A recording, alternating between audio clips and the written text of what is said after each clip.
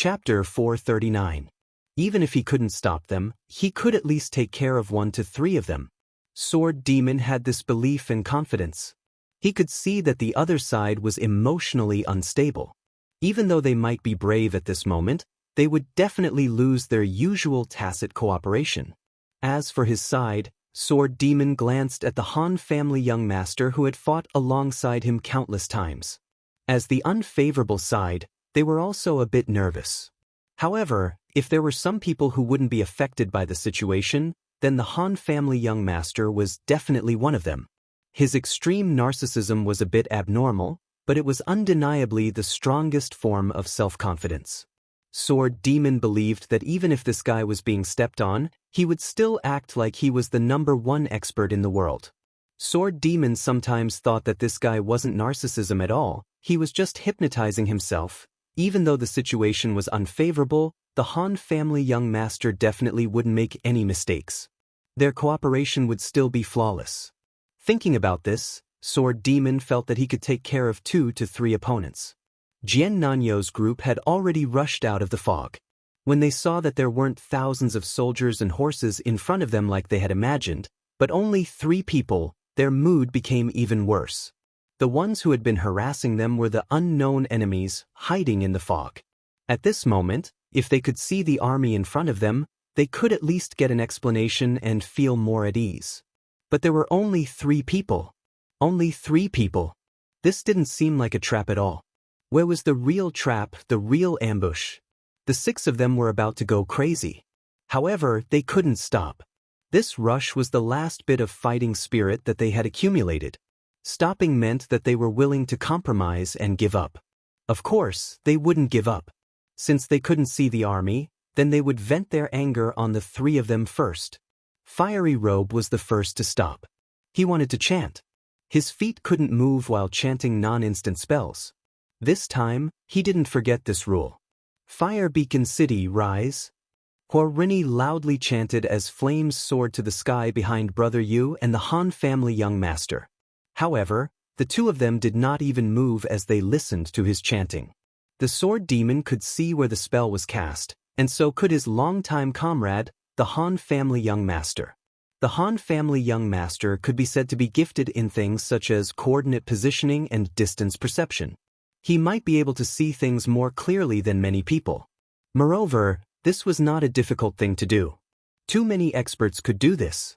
At most, they would have to change their positions in the middle of the battle and miss a moment of observation. However, it was absolutely impossible to be hit by a spell in the first round. Huajani should have known that his opponent was no ordinary rookie. Unfortunately, the fiery blazing robe had experienced too many setbacks today, too many. His spells were seen through time and time again without any results. He thought that his Fire Beacon City was foolproof, but 100-era strategist flew up the wall and Gu Fei teleported through as if nothing had happened. At Waterside City, he burned himself to death inside his own Fire Beacon City. Someone curiously asked him if he had calculated his PK points. Afterward, he led the Green Narrow Guild to meet up with his brothers and was almost completely annihilated at the seaside of Waterside City. At Cloud Mist City, everyone picked a target customer. He chose a Martian whose name no one knew. Then, in order to escape, he implicated Black Flame and burned himself to death inside his Fire Beacon City. This time, no one talked to him about his PK points.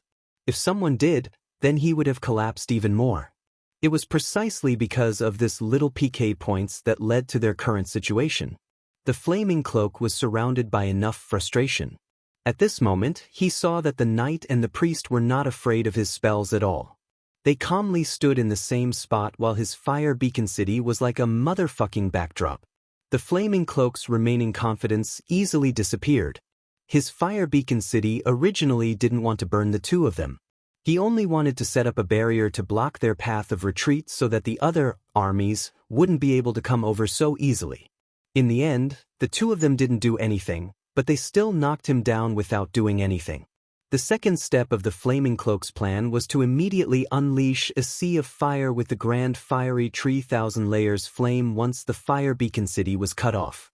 At this moment, he didn't make a move because he forgot that he had lost his memory. He didn't know what he should do. He could only foolishly follow their group forward like a warrior. The real warrior was Jian Nanyu. He rushed to the front and was the one with the most rationality among the six. He stared at the sword demon in front of him and raised his shield. He was ready to use a charge to knock the sword demon flying. The sword demon ran to the side of them. It was true that they wanted to stop the six of them, but this did not mean that it would be a head-on contest of strength. If the sword demon directly rushed forward to intercept them, then it would mean that he had also lost his mind. How could one person fight against six people head-on? The person who would do this was Gu Fei, not the sword demon. Even though the sword demon admired Gu Fei, he was not stupid enough to imitate Gu Fei's fighting style. He still had his own way of thinking, and he would use a fighting style that maximized the characteristics of his profession. The assassin in the mist had given everyone a good explanation of this fighting style: never attack from the front. This was an assassin. The sword demon was an assassin now, so he avoided the warrior's attack and circled to the side. The flank was the flaming cloak, who had no idea what the flaming cloak was doing. The sword demon had no idea what the flaming cloak was doing at the moment. He just felt that the sorcerer was quite a threat, especially when everyone had almost died in his hands in Sunset City. Therefore, he chose this side to see if there was a chance to get rid of this big problem. The flaming cloak did not react at all, and he continued to rush forward like an idiot. Flaming cloak. Jian Nanyu was stunned. He had already turned around and was ready to deal with the sword demon. Usually, the flaming cloak would quickly flash under the cover of his shield, but today, the flaming cloak ran in front of him very handsomely and continued to rush forward like a warrior. Even the sword demon was a little confused. They could not imagine that the flaming cloak had collapsed to this extent because no one had experienced how rough the flaming cloak had been today. Flaming cloak, several voices were yelling at him. The flaming cloak suddenly woke up. He had lost his memory, not Blackwater. That guy had lost his hearing. After waking up, the flaming cloak realized that he had left the team and was standing alone in the blank area of the battlefield. It was a big taboo for a sorcerer. The color of the flaming cloak's face changed. Even Brother Yu would not miss such an opportunity.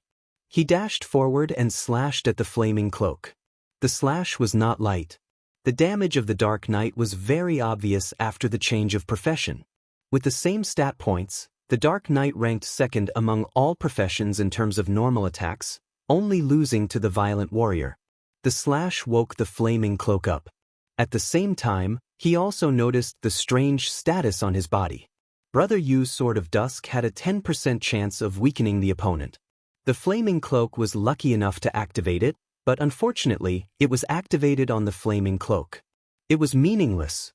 The weakened status would greatly weaken the physical attacks of the target. The flaming cloak was a sorcerer, so it did not matter if he was weakened. Brother Yu rarely fought in PvP, let alone against experts. However, it did not affect his confidence in defeating a sorcerer at close range. However, Jian Nanyu, who was about to deal with the sword demon, immediately turned around and charged at Brother Yu. Brother Yu's lack of experience in big battles immediately showed itself. He still had the bad habit of sweating and feeling weak in his legs when he fought for the first time. He did not show it when he was bullying a sorcerer at close range.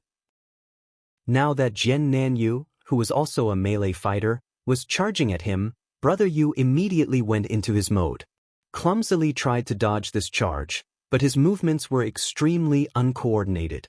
Kenan Yu was a heavy soldier who used the charge technique with a shield and a sword. The area of attack was large, and it wasn't easy to dodge. Brother Yu was running with one hand and one foot. How could he be faster? He was immediately hit by Jian Nanyu's shield and did not fly away. He was spun on the spot and fell to the ground. Sword Demon really wanted to cover his eyes. He sighed inwardly. I've long heard that Brother Yu is an expert in theoretical knowledge and a rookie in practical skills. He truly lives up to his reputation. Jian Nanyu had already saved Brother Yu by knocking over Flaming Cloak. Then, he slashed at Brother Yu who was on the ground. Brother Yu was really fated with chance today. Just now, he had used the 10% weakness. Now that he was facing charge, he was also hit by the stun chance. Not only was he lying on the ground, he was also stunned. He couldn't resist at all and could only watch helplessly as he was hit by South Sword. White light shone down. The Han family's young master used his recovery technique in time. Knights were balanced and had good defense. They wouldn't be killed so easily. With the priest healing him, Jian Nanyu couldn't do anything. However, Jian Nanyu was indeed an experienced veteran. After his attack was healed, he didn't waste any time. He immediately stepped over Brother Yu and charged at the Han family young master. Without looking back, he said to Flaming Cloak, "Finish him." Sword Demon and Han family young master were both complaining in their hearts. They didn't expect this to happen. Brother Yu had been with them for a long time. He had always been a support.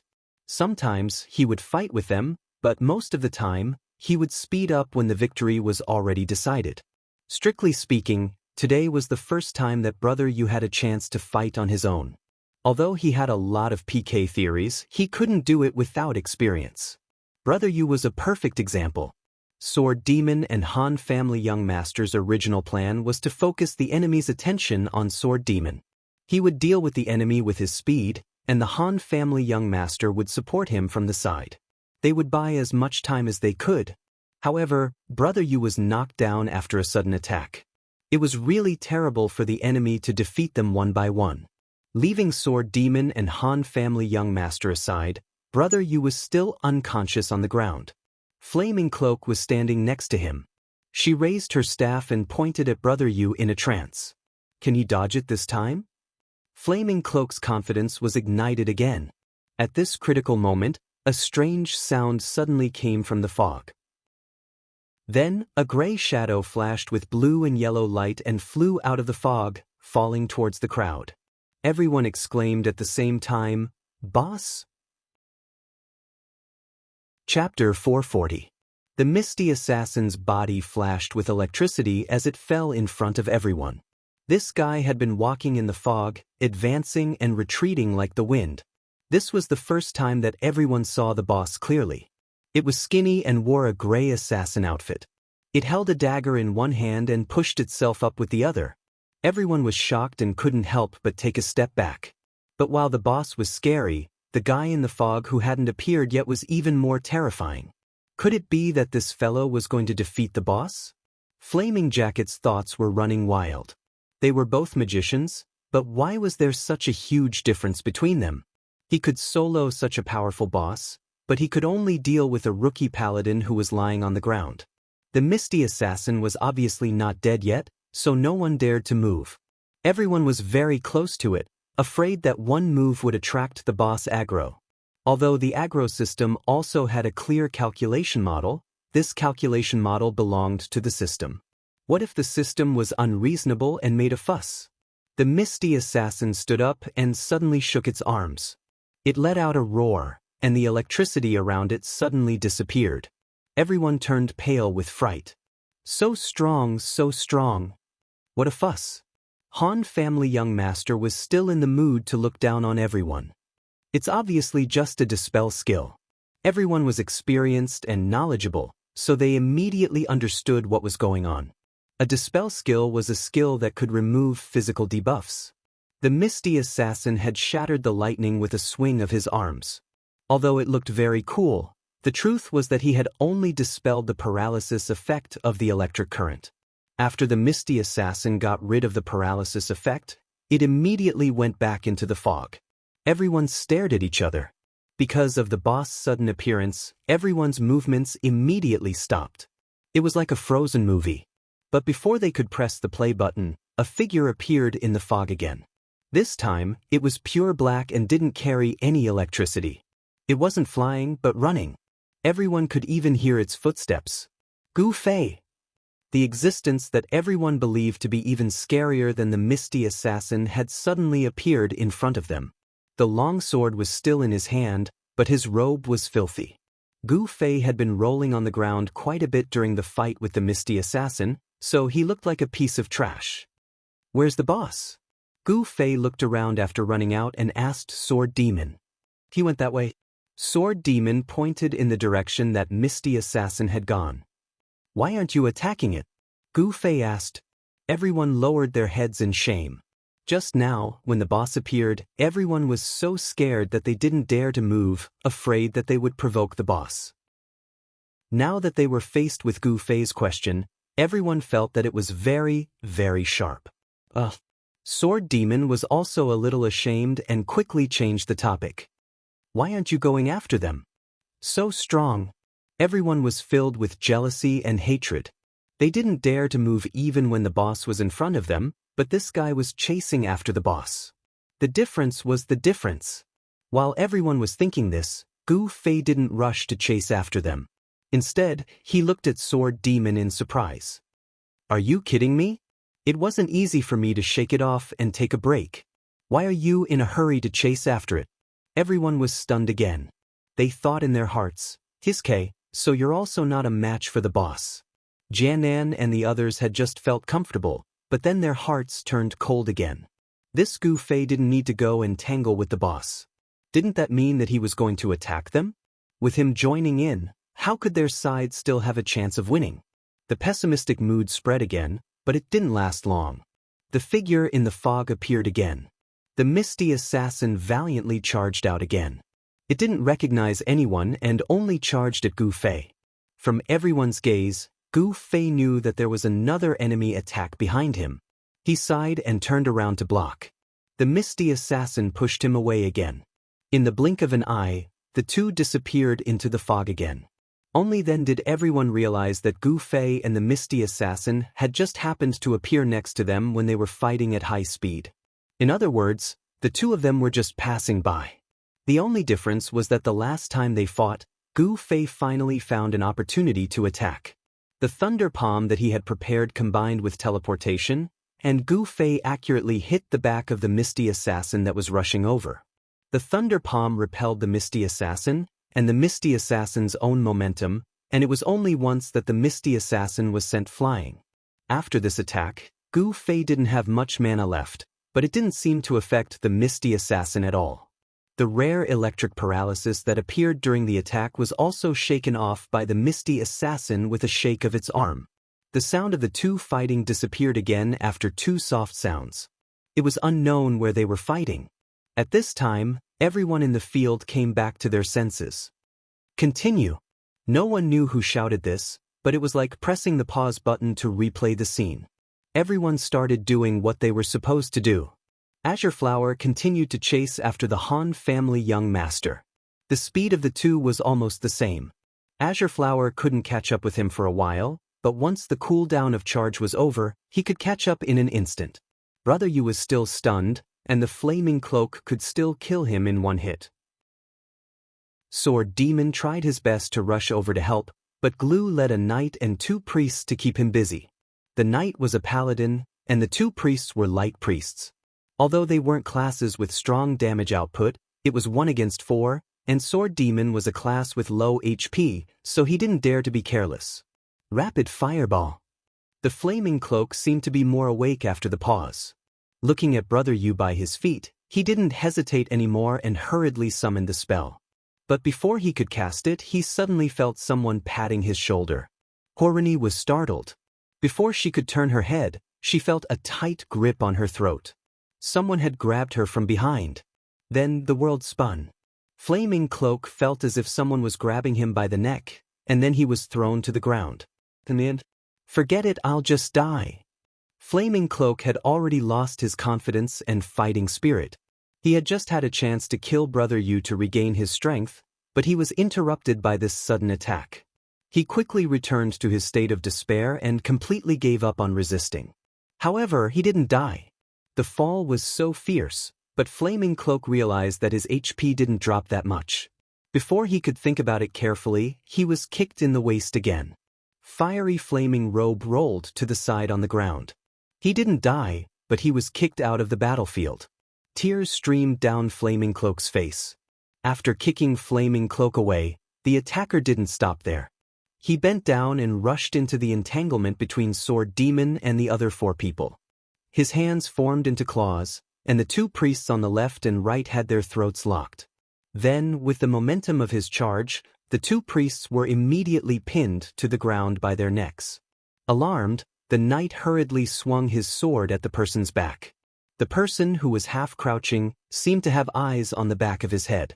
He turned around and stood up straight. With a wave of his hand, he had already caught the knight's wrist. Then he elbowed the knight's chest and pushed the knight's wrist away. The knight's hand that was holding the sword was pushed back, and the sword was placed horizontally in front of his neck. Then he tripped and fell on his back, still maintaining the posture of committing suicide. In the blink of an eye, the three of them had fallen to the ground. At this time, Glue had just gotten into position to shoot an arrow at the attacker, but the arrow was slapped away by the attacker. Glue hurriedly turned around and wanted to dodge, only to find that his escape route was blocked by Sword Demon. In such a short period of time, the opponent had already arrived in front of him. Fists and kicks were endless, and Glue was beaten until he kept retreating. In the end, the person jumped up and kicked the Glue away. Compared to Jian Nanyu's position, he had already disappeared into the fog. The only person who could be so agile and nimble was Encyclopedic Statesman.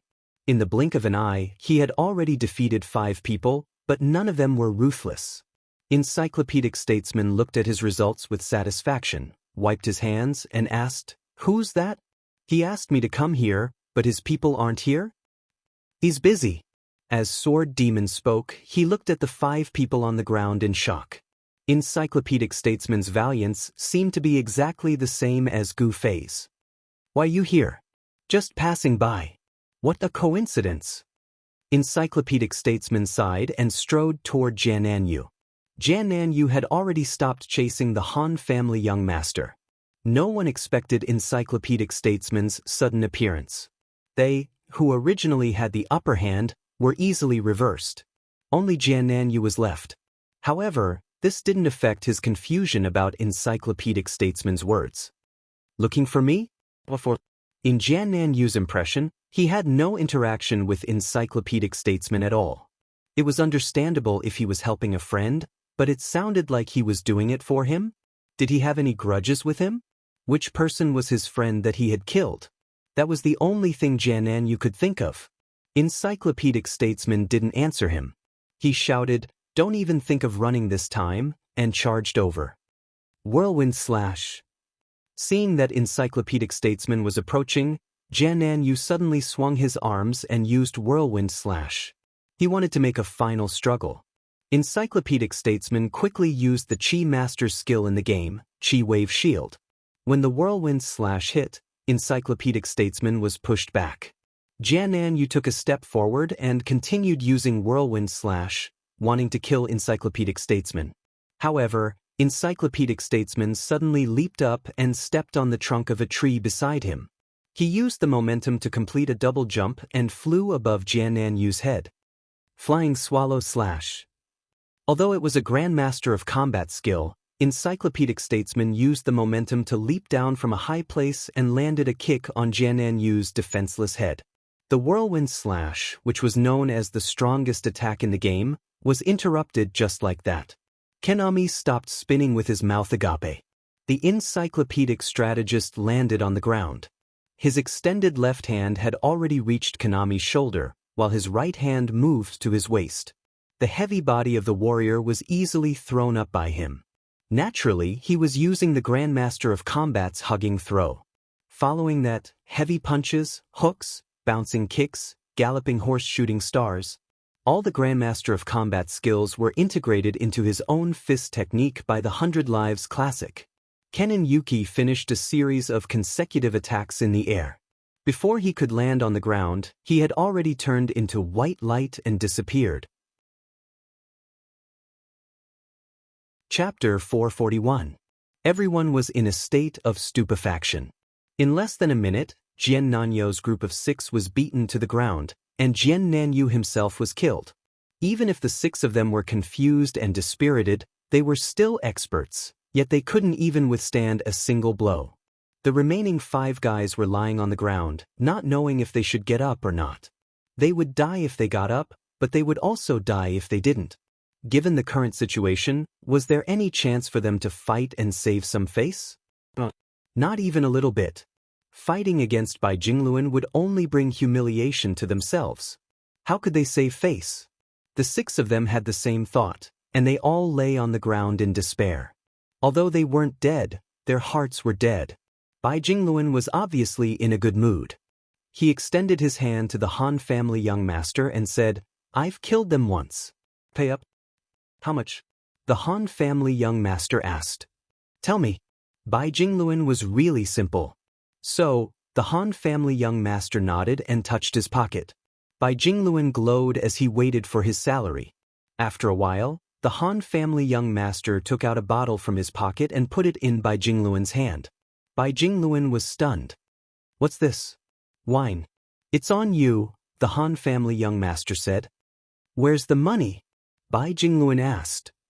"I don't have money right now," the Han family young master said. "I'll use this wine to make up for it." "What?" Bai Jingluan was stunned. "This wine is 200 gold coins per bottle in the tavern." The Han family young master realized that Bai Jingluan didn't seem to know the value of the wine. So expensive! Bai Jingluan was indeed shocked. He rarely went to places like taverns, and he didn't pay attention to these things, so he didn't know that wine could be sold at such a high price.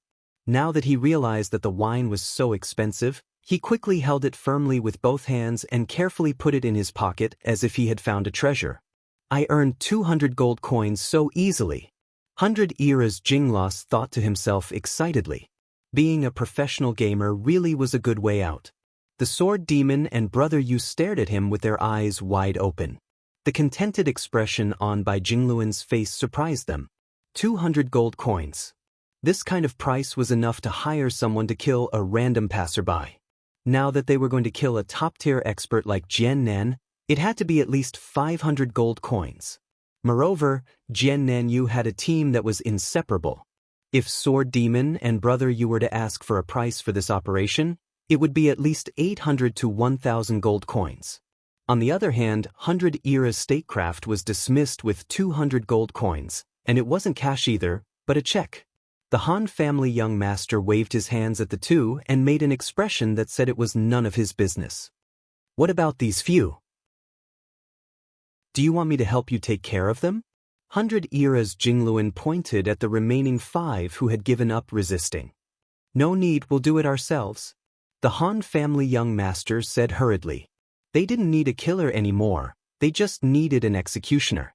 He even wanted to hire people. He was really using money to play around. The 5 men who had already lost their will to resist and were powerless were stabbed to death by the sword ghost after it circled around them. It did not show any mercy at all. In today's battle, Jian Nanyo's team of 7 suffered a great loss. After falling out of the top 5 and top 10, everyone fell below level 40 this time. They were bound to be depressed for a while. This was only the loss in terms of level and EXP. As for when their mental scars would heal, it would depend on their luck. After taking care of Jian Nanyo's team, their next target was the boss. This was an unexpected gain. They didn't expect to receive such benefits from hunting Jian Nanyu. As expected of a robber, they had a natural sense for profit. Just as they were thinking about this, 2 figures appeared in the fog. One was big and one was small, one was tall and one was short. They rushed into everyone's field of vision. As soon as they saw them, one of them held a great sword in each hand, while the other pulled the bowstring. They yelled together, "Where's Jian Nanyu? Come out and fight to the death with us." Everyone looked at the 2 of them. "Where's he? Where's he?" Unscathed in battle yelled. "It's over," the sword demon told him calmly. "What?" The 2 masters were surprised. They looked around and asked nervously, "Where's the boss?" "Not yet." Sword demon wiped his sweat. So that's what they were concerned about. Why is 100 Eras Jingluan here too? Unscathed in battle saw 100 Eras Jingluan. "Hi, how are you guys?" 100 Eras Jingluan greeted the 2 of them with satisfaction after earning 200 gold coins. "Where's the boss? Where's the boss?" Unscathed in battle and Yutian Shenming yelled. "Ask Qianli," Sword Demon said. Thus, the 2 of them yelled in the channel. However, Gu Fei was probably fighting with the boss, so he didn't reply. Thus, everyone hurried to eat and recover, waiting to attack the boss. At that moment, a weak voice came from the corner of the field. "I found the boss." His hands went soft, When Jian Nanyu and the others started to fight with all their might, he followed behind. However, after the battle started, he stood to the side. The Sword Ghost and the others ignored his existence. Even after the 100 Eras Classic appeared and flipped everyone over, he still let him go. Most importantly, he stood at the side like a bystander and did not help either side, making him look too dignified. At that moment, when he saw that these guys were ready to attack the boss after taking care of Jian Nanyu, he finally couldn't help but say something. Everyone looked at him. Their hands were trembling. They were really trembling. Jian Nanyu, who was already a peerless expert in his eyes, was tormented by these guys until he went crazy. He saw it with his own eyes. Han family's young master strode to his side and patted him on the back. "Rookie, you'd better hurry back to the main city. The boss is very dangerous." His hands went soft and he was depressed. Although he was unhappy, what could he do? He could only ask pitifully, "Can I see?" Han family young master didn't say anything and just made an indifferent expression. Everyone was ready. Gu Fei also sent a message at that moment. There were only 2 words. Wait. Gu Fei's efficiency was extremely high. Just as he finished speaking, he flew out of the fog with a whoosh. This time, Gu Fei was in a much worse state than any of the previous times. At the very least, he was able to block the Haze assassin's attacks, but he was unable to neutralize the force of the attacks and was sent flying. However, this time, when he flew through the air, he left a trail of blood behind him. According to the simulation system of the parallel world, this amount of blood meant that Gu Fei's injuries weren't light. Evidently, he had been hit by the Haze assassin. Han family young master hurriedly cast a healing spell on Gu Fei. The gray figure in the fog was already moving. Unscathed in battle shouted, "He's coming!" As he spoke, he took a step forward, wanting to stop the Misty Shadow assassin. However, the moment he took a step forward, the gray figure had already flashed past him. Zhan Wushang's mind was extremely agile. His gaze followed the Misty Shadow assassin's figure and he exclaimed, "So fast!" Just like him, Imperial Sky Shinming, who had just witnessed the Misty assassin's movements, was also extremely shocked. He had been preparing to fire an arrow, but the Misty assassin's speed was so fast that it made him dizzy, and he had no idea how to aim properly. Imperial Sky Shinming finally released a homing arrow, but the arrow simply flew out. It was obvious that he hadn't locked onto his target at all. The Fog Assassin's speed gave the 2 experts a head-on blow. The Fog Assassin ignored them and charged straight at Gu Fei. In the end, the ones who reacted were Sword Demon, who had some understanding of its speed, and 100 Lives Jingluan, who was only second to Gu Fei. The 2 of them pincer attacked from both sides to intercept the Misty Assassin. The Sword Ghost activated Swift Steps, which was much faster than the 100 Reincarnations Jingluan, but he failed to block the Misty Assassin. On the other hand, the 100 Reincarnations Jingluan stabbed forward with a horse-riding meteor. His speed was inferior to the Sword Ghost's, but it hit the Misty Assassin's head. Sword Demon was competing with the Fog Assassin in terms of speed. He wanted to reach the position 1 step ahead of it, but he failed. 100 Lives Jingluan, on the other hand, made an estimation. He instantly judged the speed of the enemy and himself, rushed to the point of intersection, and accurately punched the Fog Assassin. 100 Lives Jingluan's attack was very different from Gu Fei's. Gu Fei was a mage. He was weak, so he mainly relied on spells to deal damage. On the other hand, 100 Era Strategist's attacks were purely physical and contained strength. Therefore, when he hit the Mist Assassin, not only did he deal damage, but he also affected the Mist Assassin's body. The Mist Assassin staggered and fell to the side. On the other side, Sword Demon saw this opportunity. He immediately used Swift Steps to rush behind the Fog Assassin and ruthlessly stabbed it in the back.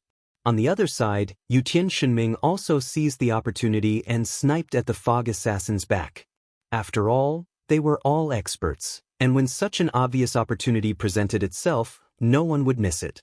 Even Zhan Wushang wanted to charge forward, but he was just a little too far away, and it was impossible for him to be faster than Imperial Divine Cry's snipe. So when he took 2 steps forward, the Misty Assassin had already darted forward, charging into the mist and hiding again. This was the fog assassin style. Those who had seen it before were already used to it. Now that they had successfully attacked the haze assassin, they were filled with confidence.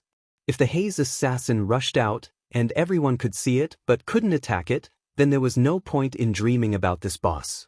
At the same time, Sword Demon and the other experts in the game were thinking, if it wasn't for Gu Fei or 100 Lives Jingluan, there was no way they could defeat the fog assassin.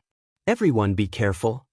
Gu Fei had already recovered after receiving a reply from Han family young master. He stood up from the ground and ate some fruits as he spoke. Everyone quickly moved closer to the center, forming a formation that was no different from Jian Nan and the others. The only difference was that Gu Fei, who was eating fruits, was surrounded by everyone. He was the target of the fog assassin's aggro. Everyone wanted to see what the fog assassin would do when Gu Fei was completely protected. Hey, what should I do? At this time, his hands went soft and he stood to the side alone. I told you to hurry back.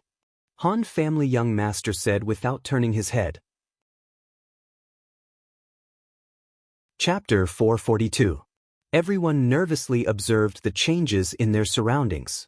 The air seemed to be filled with the pressure of a super powerful boss. Everyone stopped talking, and the surroundings became quiet.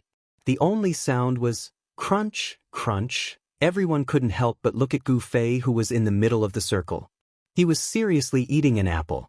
It's just eating an apple. Can you lower your voice? Han family young master looked at him in disdain. It's not that I'm loud, it's just that it's too quiet, Gu Fei said.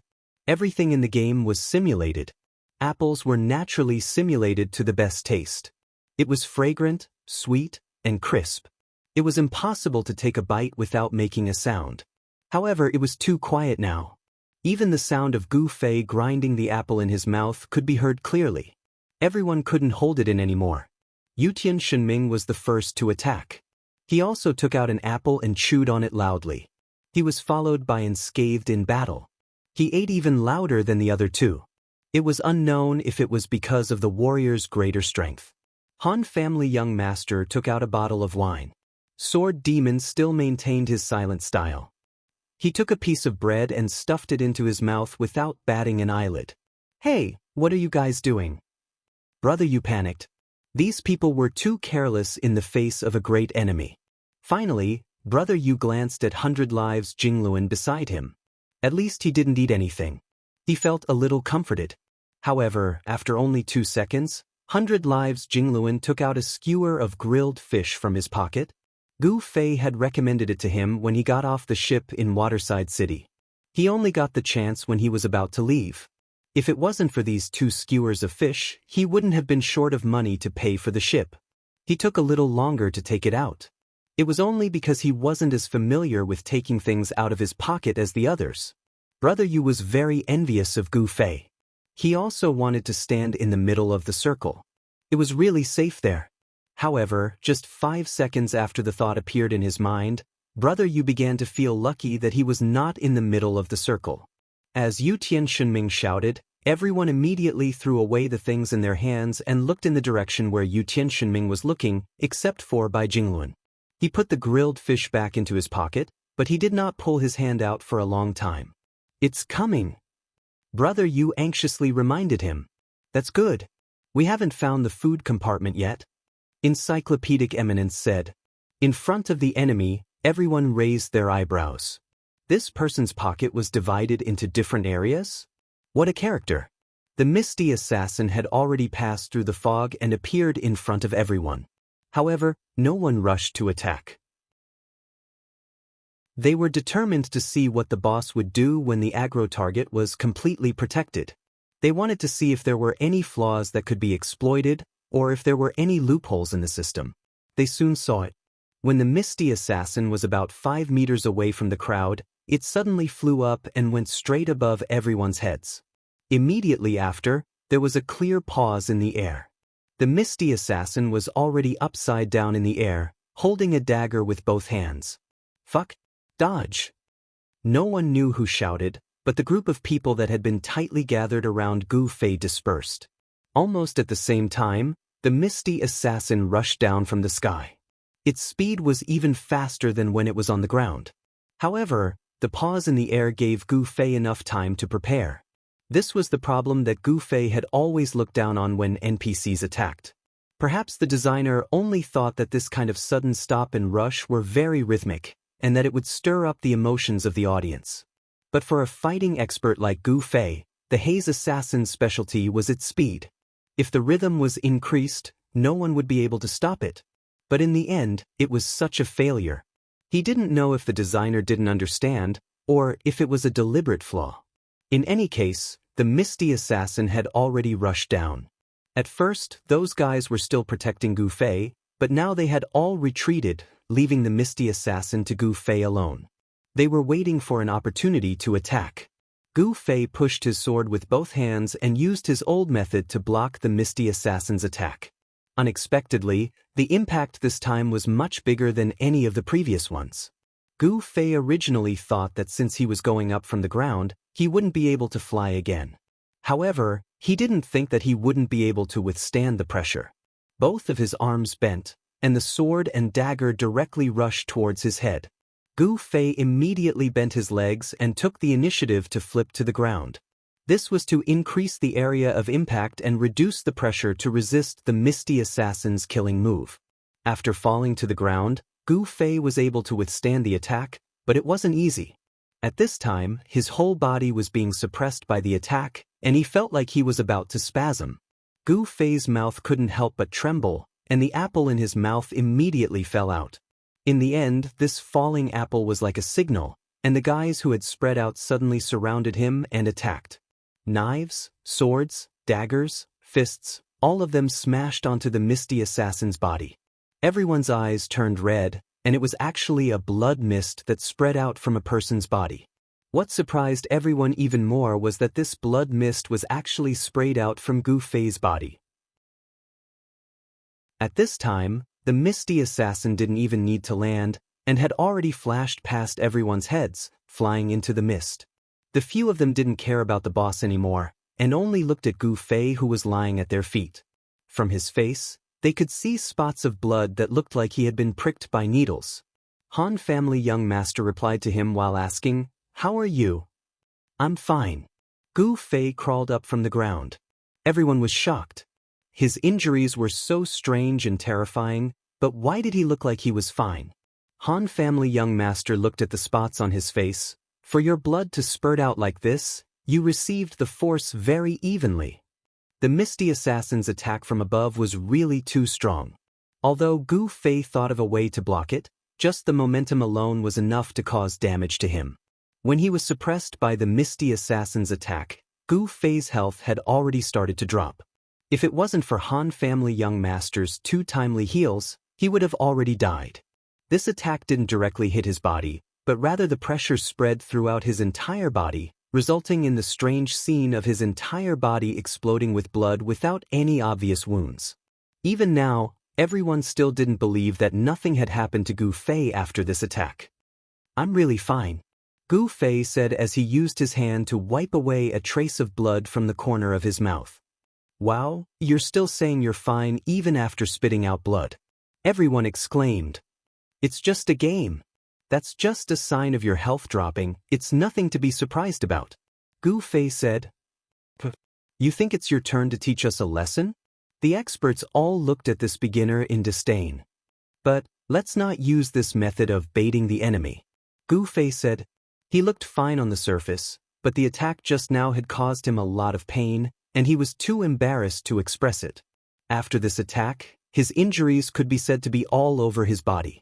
The wounds were barely there, so it didn't hurt at all. With the help of the simulation system, the pain was gone. In the end, all that was left was an itch. Every part of his body that had just oozed blood felt like there were tiny insects crawling around. Gu Fei used an extremely strong endurance to not immediately scratch his ears and cheeks in front of everyone. He knew that as long as his health recovered, the symptoms would definitely disappear, so he endured it again and again, calmly talking to everyone. But Gu Fei definitely didn't want to suffer this kind of crime again, so he firmly refused to tempt the Misty Assassin into making this kind of direct attack. spread out, don't surround me. Gu Fei shooed everyone away. Then we'll continue to have you bait the boss and we'll wait for an opportunity to attack from the side. Han family young master said. This was originally their plan from the start. Is this really okay? Yutian Shenming asked. Let's try a few more rounds, and I'll be able to confirm my deduction. Han family young master said. What? Han family young master didn't say anything, and only nodded his head along with brother Yu. It's coming. Without waiting for Yutian Shenming to continue asking, Sword Demon suddenly shouted.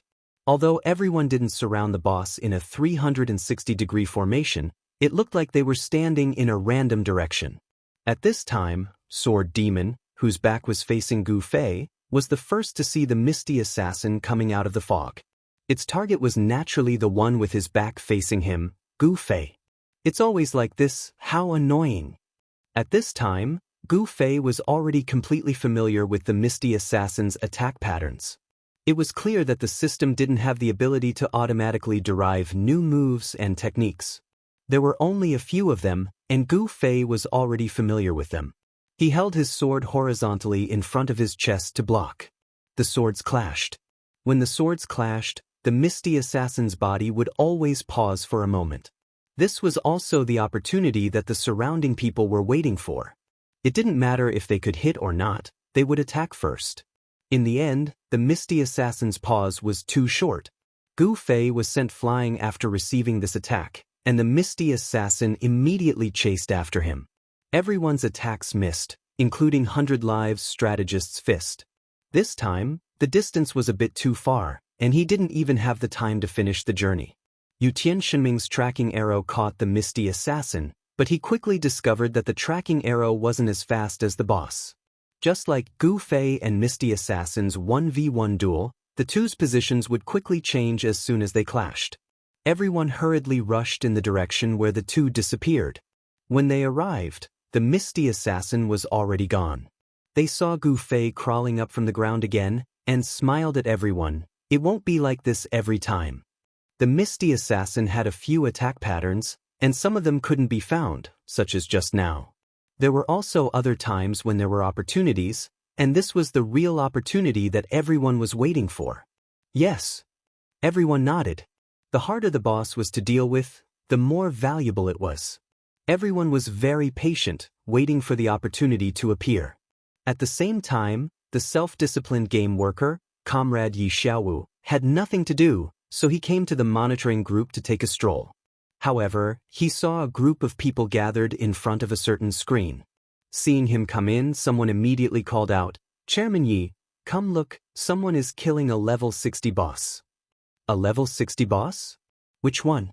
Yi Xiaowu heard this and became excited. The Misty Assassin. Wow, how many people are killing it? How many have died? Yi Xiaowu hurriedly came over to grab a seat. It's been a while, and it seems like no one has died yet, replied his colleague in the monitoring group. How is that possible? Yi Xiaowu was shocked. Chapter 443. Level 60 bosses were already the strongest bosses that could be raised in the wild. Bosses that were stronger than this level could only be bosses that appeared in quests or storylines. These types of bosses were said to be more intelligent, stronger, and had better items. However, their whereabouts were also legends. That was something that had to be triggered. Of course, they were much rarer than wild bosses. As for wild bosses, the parallel world didn't want people to form parties to kill them every day, so their whereabouts were set to be very erratic. In other words, bosses of different levels wouldn't stay in their own leveling area like other monsters. They would wander around. So, some people had a question. What should they do if a high-level boss ran into a leveling area for low-level players? In the end, they were mercilessly laughed at by the system. What should they do? Just avoid it. It's just wandering around, it'll leave after a while. There was a legend in the game. At the beginning of the game, when the players' levels were still very low, there was once a high-level boss that wandered around and finally wandered around the main city gate. Countless players didn't know what it was and died tragically at its hands. Later, when they came to their senses and wanted to avoid it, the boss actually wobbled into the city. The players panicked and thought that it was going to be a massacre, but in the end, 2 guards who were usually at the corner of the city gate acted and killed the boss in 2 or 3 moves. This legend made the players understand 2 things. First, the system guards were very, very strong. They were conservatively estimated to be the highest boss level, so they couldn't be underestimated. Second, the boss that died at the hands of the guards actually dropped, and it was quite a beautiful drop, causing countless people to fight over it. As for who took the items that dropped, no one knew. In any case, once there was a top expert in this main city, they would be suspected by the whole city. Then they would always be hit with bricks, shot in the back, and stabbed in the back. Because of this, there were countless PK bloodshed. In the end, the main city successfully developed a violent and impulsive culture. This legendary main city was called Moonlit City. Then, one day, an unknown brat suddenly formed a group and quickly developed it into the strongest guild in Moonlit Night City, bullying all the players to the point where they didn't dare to say anything. Everyone suddenly realized that this guy, who had been hiding his strength all this time and suddenly led everyone to Moonlit Night City, was the one who had really hit the jackpot when the guards at the city gates slaughtered the boss. This lucky person was called Silver Moon. A mere high-level boss had accidentally wandered into the city gate, yet it had brought so much trouble to the entire city. It was hard to say whether the system's wandering setting was good or bad. However, after this incident, no high-level bosses appeared at the city gates again. Later on, the game officials accepted the players' suggestions and made the bosses stop moving around too quickly. At the very least, they would have to rest from time to time. Later, there were players who praised the boss in the parallel world. You are that lone wolf, forever wandering alone in the boundless wilderness of the leveling area. The bosses in the parallel world were so unpredictable, but this Haze assassin was an exception, because its background was that of a lost person. The common phenomenon of lost people was that they would always return to the starting point, and this also happened to this Haze assassin. Although it wasn't as absolute as going around in circles, at the very least, its movement speed was very slow. That was why, after being discovered by Soft Hands, it was able to find it in such a short period of time and even bump into it. Move over, let me see. There were quite a lot of people watching the boss fight, and Yi Xiaowu tried his best to squeeze into the front row. In their monitoring screen, the fog of Xia Fog City had been directly eliminated, and the camera could freely zoom in and out. At this time, in order to see the whole picture, Yi Xiaowu could clearly see the Haze assassin quietly walking in the fog, and not far away from it, there was a group of players on full alert. Who is the aggro? Yi Xiaowu threw out this question. As a designer, he knew the biggest characteristic of the Haze assassin. Apart from being a lost person, there was also its special aggro system. The Haze assassin's aggro range was extremely large, and more importantly, after it identified a target, the aggro system would stop calculating. In other words, before the target died, the Haze assassin's aggro target wouldn't change for any reason. This also meant that the aggro couldn't be eliminated. Can the aggro really not be eliminated? The monitoring group's colleagues also knew the characteristics of the Haze assassin, and when they saw the designer, Yi Xiaowu, they immediately threw out this question to confirm. There are only 2 ways: kill the Haze assassin or log off. Yi Xiaowu replied. Everyone was silent. This was the same as not being able to be eliminated, creating such a special aggro system. In view of the fact that most bosses in the game were played with tanky HP classes pulling monsters and offensive classes dealing damage, Yi Xiaowu and his colleagues deliberately created this type of boss. You want to draw aggro? Fine, no need to trouble you. Once our Haze assassin decides on a target, you can't change it even if you want to. You want to focus the aggro on your shield character? Then I'm sorry, our Haze assassin can only determine its own target. Random attacks or aggro-generating skills are all useless against it. This was an extremely cheap design. Yi Xiaowu and his colleagues proudly called the Haze assassin's aggro system the Assassin's Calm. As for how players should fight with this kind of design, even they didn't think about it. Making things difficult for players seemed to be where this group of people found fun. So when he heard that someone wanted to kill the Haze assassin, Yi Xiaowu was very excited. But when he heard that it had already been a while and no one had died, he was very surprised. At this moment, someone pointed out the aggro-attracting player on the screen. It's this person. The screen was quite far away, so Yi Xiaowu could only see that it was a mage wearing a black robe. His face couldn't be seen clearly. But at this moment, his heart thumped. Could it be him? Yi Xiaowu said as he zoomed in. Hey, hey, hey. Everyone was unhappy. This kind of activity needed to look at the whole picture. What was the point of zooming in to look at someone? He didn't need to get too close, but it was enough for Yi Xiaowu to recognize this person. It's really him. Yi Xiaowu felt like crying. This mage is very skilled.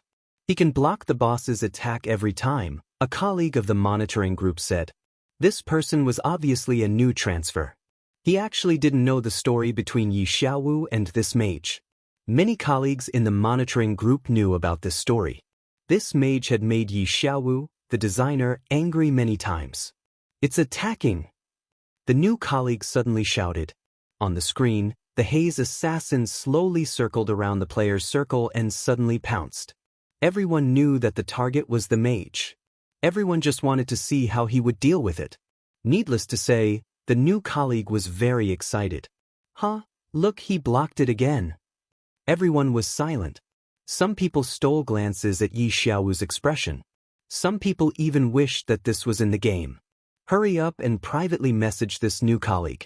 Don't act like a fan of this mage. Take care of Comrade Yi Xiaowu's emotions first. But after blocking it again and again, it seems like it's only these few moves. There's nothing new. The new colleague said. This battle with the Haze assassin was discovered by him at the beginning.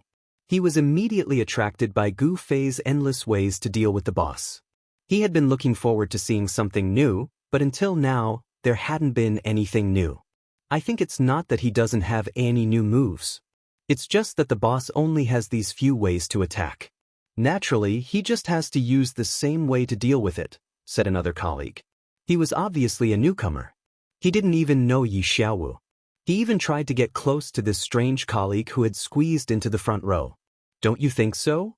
Hey, I'm Triple X. I've only been here for 3 days. Why haven't I seen you before? All the colleagues silently thought of the famous line in the Fist of the North Star. You're already dead. Yi Xiaowu's expression was indeed very unhappy. The leader of the monitoring group hurriedly made arrangements. Xiao Lu, go over there and turn on a computer for Boss Yi. Lock the screen here and let him observe this boss battle. Perfect the settings. Yi Xiaowu often came to the monitoring group with excuses, and everyone was familiar with using them. Yi Xiaowu went to the individual seat. Behind him, a newcomer asked, Boss Yi? Which Boss Yi? Back in the game, in the wave of attacks from the Haze assassin just now, only 100 Live strategist accurately hit the target.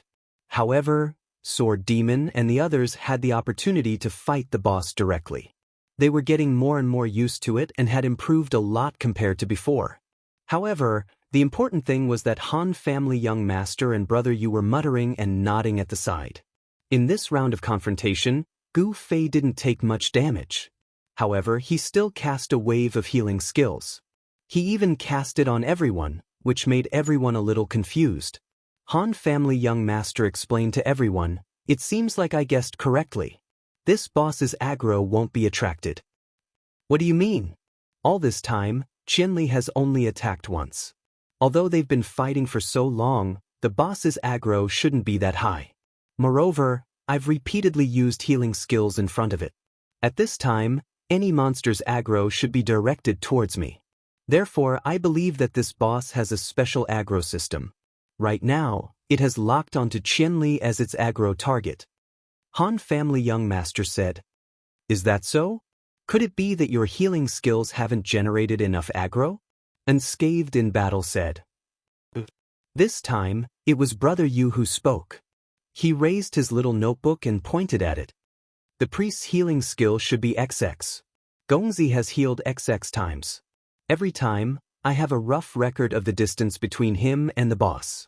According to the formula XXXXX, the aggro that Gongzi has generated should be XXX. As for Qianli, do you guys understand? While Brother Yu was explaining, the Haze Assassin had already attacked twice. Counting these 2 times, all right. Unscathed in battle raised his hand to stop him from continuing. We don't understand, but we believe you. But if you explain to us like this again, I'll beat you up. I'll help beat you up, Yu Tian Shinming added. Chapter 444. After thoroughly understanding the Misty Assassin's characteristics, the veterans didn't need to make any more arrangements. They already knew how to fight. Frankly speaking, it was still the tank class pulling aggro while the others madly dealt damage. The only difference was that the character they were using to pull aggro shouldn't be a tank, but because of his outstanding skills, he wasn't a tank, but he was better than a tank. The experts ganged up on the Misty Assassin as tears streamed down their faces. He could even be a meat shield. Was there anything that Gu Fei couldn't do? In the past, Gu Fei's invincibility in PvP was largely due to his 2 pieces of equipment.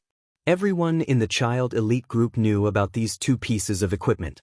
Sometimes, everyone thought that if they had these 2 pieces of equipment, they wouldn't necessarily be worse than Gu Fei.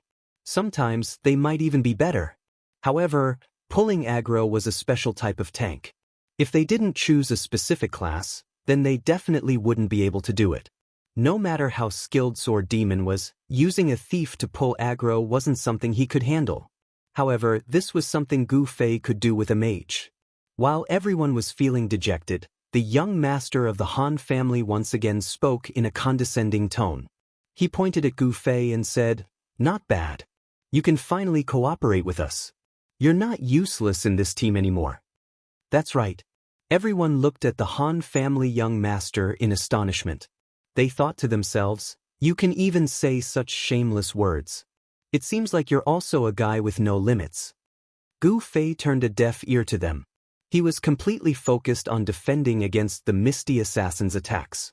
How could he have the time to pay attention to these things? Now, a bunch of people had come to help him, but in reality, the situation was no different from before. The boss was still being fought by him alone, and in order to create opportunities for these people to attack, Gu Fei was not as efficient as before. Sometimes he had to slow down and take a few blows with the boss. This way, the risk was greater, and the difficulty was higher. It was already difficult to concentrate, so how could he have the mood to listen to the nonsense beside him? In front of the monitor screen, Yi Xiaowu's right hand was tightly gripping the mouse, and his left hand was clenched into a fist. Whenever the Misty Assassin attacked, his left hand would immediately clench, and his mouth was constantly muttering, "Keep it up, keep it up. Kill him, kill him." Yi Xiaowu kept encouraging the Haze Assassin, but he was disappointed every time. The various attack patterns and methods they had designed for the Haze Assassin were all seen through by Gu Fei, and he became more and more skillful with each move. Yi Xiaowu could not make sense of the surrounding players' actions. These players were simply looking for an opportunity to attack the boss. They didn't seem to be cooperating at all. This wasn't the usual way of fighting a boss. According to common sense, Gu Fei was currently the strongest damage dealer in the game. At this time, they should be thinking of ways to get someone else to attract aggro and replace Gu Fei. But looking at their disorderly attacks, it seemed like they weren't doing such a precise thing at all. Could it be? Yi Xiaowu watched a few more rounds, and finally realized something. Who said they weren't cooperating? The mage attracted aggro, and the others dealt damage. This was their cooperation. Moreover, looking at their unrestrained attacks, it was extremely easy to disrupt aggro, which was a big taboo when fighting a boss. But now, they naturally had their reasons for doing so. That was, they had already seen through the Haze Assassin's special aggro system. They knew that no matter what they did, the boss' attention wouldn't be on them, so they were so unrestrained. If they saw through it, then so be it. It wasn't a big deal. The one who was too much was the mage. A mere level 41 character actually single-handedly resisted the level 60 Haze Assassin's attack. Did they even care about the rules of the game? Yi Xiaowu was very depressed. The monitoring group could check all kinds of data in the game at any time. Before Yi Xiaowu locked onto the screen, he had drawn the Haze Assassin's HP. It had already been consumed by 2/3. The Haze Assassin had the lowest HP among the bosses. Such a difficult-to-capture speed-type profession, and designing it into a tank would definitely incur the wrath of the heavens.